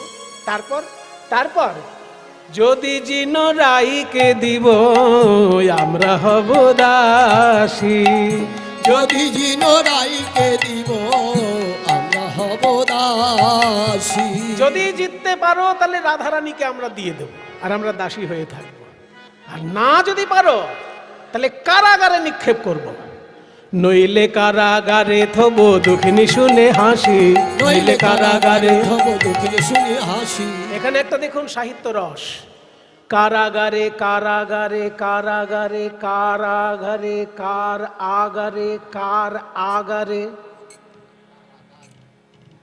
একদিকে কারাগার মানে জেলখানা, কিন্তু অন্তর্নিহিত অর্থ কি বলছে? কার আগারে। আমাদের এই হৃদয় কারাগার ছাড়া আর কার আগারে রাখবো তোমায়? কারাগারে রাখবো চির জনমের মতো, কারাগারে রাখবো চির জনমের মতো, কারাগারে চির জনমের মতো, কারাগারে রাখবো তোমায় দুঃখিনী শুনে হাসি, তোমায় নাচতে হবে দাদে না খেটা। আরে বা দাদে না খেটা, আরে বা দাদে না খেটা। 3 বার ঝা ঝা ঝা। বলে রাধা কৃষ্ণের আলাদা নৃত্য দেখলাম, এবার দুজন একসঙ্গে নাচ আমরা নয়ন ভরে দর্শন করি। রাধা শ্যাম নাচে রে, নাচে ধনু অঙ্ক পাতিয়া, রাধা উলুধ্বনি উলুধ্বনি, নাচে ধনু অঙ্ক পাতিয়া, রাধা শ্যাম নাচে রে, নাচে ধনু অঙ্ক পাতিয়া। মঞ্জির মুখ এ বড় কৌতুক, মঞ্জির মুখ এ বড় কৌতুক, কিনে কিনে কিনিয়া রাধা শ্যাম নাচে, নাচে ধনু অঙ্ক পাতিয়া। আহা রঙ্গভঙ্গি করি নাচে রাসবিহারী, রঙ্গভঙ্গি করি নাচে রাজবিহারী, রঙ্গভঙ্গি করি নাচে রাসবিহারী, রঙ্গভঙ্গি করি নাচে রাজবিহারী। গোবিন্দ দাস হেরি মাতিয়া, রাধা শ্যাম নাচে রে, নাচে ধনু অঙ্ক পাতিয়া, শ্যাম নাচে রে। পূজনীয় মহারাজ দু এক কথা বলবেন আপনাদের কাছে। আসুন। আজ ত্রিধারা মিলন মন্দিরের বাৎসরিক উৎসবের অঙ্গ হিসেবে পরিগণিত রাস উৎসবের তৃতীয় দিবস পার করে চতুর্থ দিবস। প্রতি পবিত্র ত্রয়োদশী তিথি থেকে যাত্রা শুরু হয় এখানে, যদিও একাদশী থেকে হওয়া উচিত, তথাপিও সময় এবং পরিস্থিতি পড়ে উৎসবের অঙ্গকে একটু খর্ব করে আমরা ত্রয়োদশী, চতুর্দশী, পূর্ণিমা 3 দিন ঠাকুরজি রাজ সমারোহে যাত্রা করেন। আজ চতুর্থ দিবস। এই দিনে আমাদের প্রখ্যাত কীর্তনিয়া, আমার অত্যন্ত স্নেহাস্পদ এবং ভাতৃপ্রতিম শ্রী সুমন। একসময় আমরা একই সঙ্গে থাকতাম উত্তর কলকাতার বিভিন্ন জায়গায়, আমাদের সঙ্গে আমাদের পরিচয় ছিল। আজ বহুদিন পরে, প্রায় 28 বছর পরে আবার তার সঙ্গে দেখা হলো। তো এক সময় এটা হওয়ারই ছিল। ভজন বাবার মনের একটা সংকল্প ছিল, বাবা আমি একটি কীর্তন পরিবেশন করাবো এবং তার সুমনকে দিয়েই করাবো। তো ধৈর্যের বাঁধ কালে পূর্ণ হলো। এক সময় হঠাৎ ফোন গেল আমার কাছে গত সপ্তাহে যে বাবা আমি এখানে এসেছি, একটা গান হচ্ছে, আমি তাহলে এখানে ব্যবস্থা করে যাচ্ছি, আমাদের রাস উৎসবের পরের দিন হবে। আজ সগৌরবে ত্রিধারা মিলন মন্দিরের তরফ থেকে আমার এই ভাতৃপ্রতিম পরম কীর্তন আনন্দপ্রদায়ী, তার সুস্থ সবল শরীর রাধা বল্লভের চরণে প্রার্থনা করি। যেমন এমনভাবেই সুললিত কণ্ঠে শত শত সহস্র সহস্র লক্ষ লক্ষ ভক্তকে সে আনন্দ দিতে পারে। কীর্তন আনন্দের সুধা যে পান করে এই পীযূষ মাধুরী, তারই জানা, অন্যের পক্ষে জানা সম্ভব নয়। তো আজ তিনি এবং তার সম্প্রদায় যে সুন্দর সুষ্ঠ তাল তরঙ্গ মান বর্তমান রেখে করলেন সেটা ঠিক, তবে একটু আকাঙ্ক্ষা রয়ে গেল, এটা থাকাই স্বাভাবিক। অসীম আকাশের ছায়া অতল সমুদ্রের কাছে গেলে কিছুটা অনুভব হয়, ছোট থালায় জল নিয়ে তো আর সারা আকাশের ছায়া দেখা যায় না। তাই সময়ের পরিসরে এত বড় কীর্তন, ব্রহ্মরাত্রিব্যাপী চতুঃসহস্রবহর সান্নিধ্যে ব্রহ্মার একটি দিবস, চতুঃসহস্রবহর সান্নিধ্যে ব্রহ্মার একটি রাত্রি, 4000 বছরের লীলা কি আর 3 ঘন্টার মধ্যে পরিবেশন করা সম্ভব? তাই তবে অধ্যাপক মানুষ, আমি আশা করেছিলাম কিছু, আমরা পূর্বেও আলোচনাও করেছিলাম যে কীর্তন রসমাধুরীর মধ্যে তত্ত্বের ভেতরে যে তত্ত্ব আছে, যা চেতনাত্মক জীব শিক্ষা, ফুলে মধু আছে, ফুলে হাত দিয়ে জিভে দিলে তো মিষ্টি লাগে না, তার মধ্যে প্রবেশ করতে হয়। এই রাস তত্ত্বে সমস্ত যোগগুলো, জ্ঞান যোগ, ক্রিয়া যোগ, ভক্তি যোগ, 3টের সংমিশ্রণ হচ্ছে এই রাস। রিরিক্সা, ভগবানের ইচ্ছা, ভগবান অপি তারাত্রি, অপি মানে তার ইচ্ছা জাগলো, তিনি এমন করে শ্রীশিক্ষা সৃষ্টি করেছেন, তিনি এমন করে যদুৎসা তিনি যুদ্ধ করেছেন, তার প্রিয় দাড়িদেরকে মানে শত্রু সাজিয়ে জয় বিজয়কে। যাই হোক, আবার তিনি ইচ্ছা করলেন রিরিক্সা, আমি রমণ ইচ্ছায় উন্মত্ত হলেন। এই গোপীর সঙ্গে গোপীনাথের মহামিলন তত্ত্বের মধ্য দিয়ে আমাদের জীবাত্মা পরমাত্মার সমন্বয়, আমাদের যে একটা অদ্ভুত, এর মধ্যে অনেকগুলো পর্ব আছে, সেটা উনি জানেন, সে ভাণ্ডারে আছে, কিন্তু সময় অভাবে পরিবেশন করতে পারলেন না। আমরা অধ্যাপক মানুষ আশা করেছিলাম যে কিছু হয়তো নতুনত্ব একটু পাওয়া যাবে। তো যাই হোক, সঙ্গীতটি কিন্তু কোনো সময় এক অংশ ফাঁকি দেননি, পরিপূর্ণরূপে তিনি যথার্থ শাস্ত্রীয় মর্যাদা বজায় রেখে করেছেন। একেই বলে কীর্তন।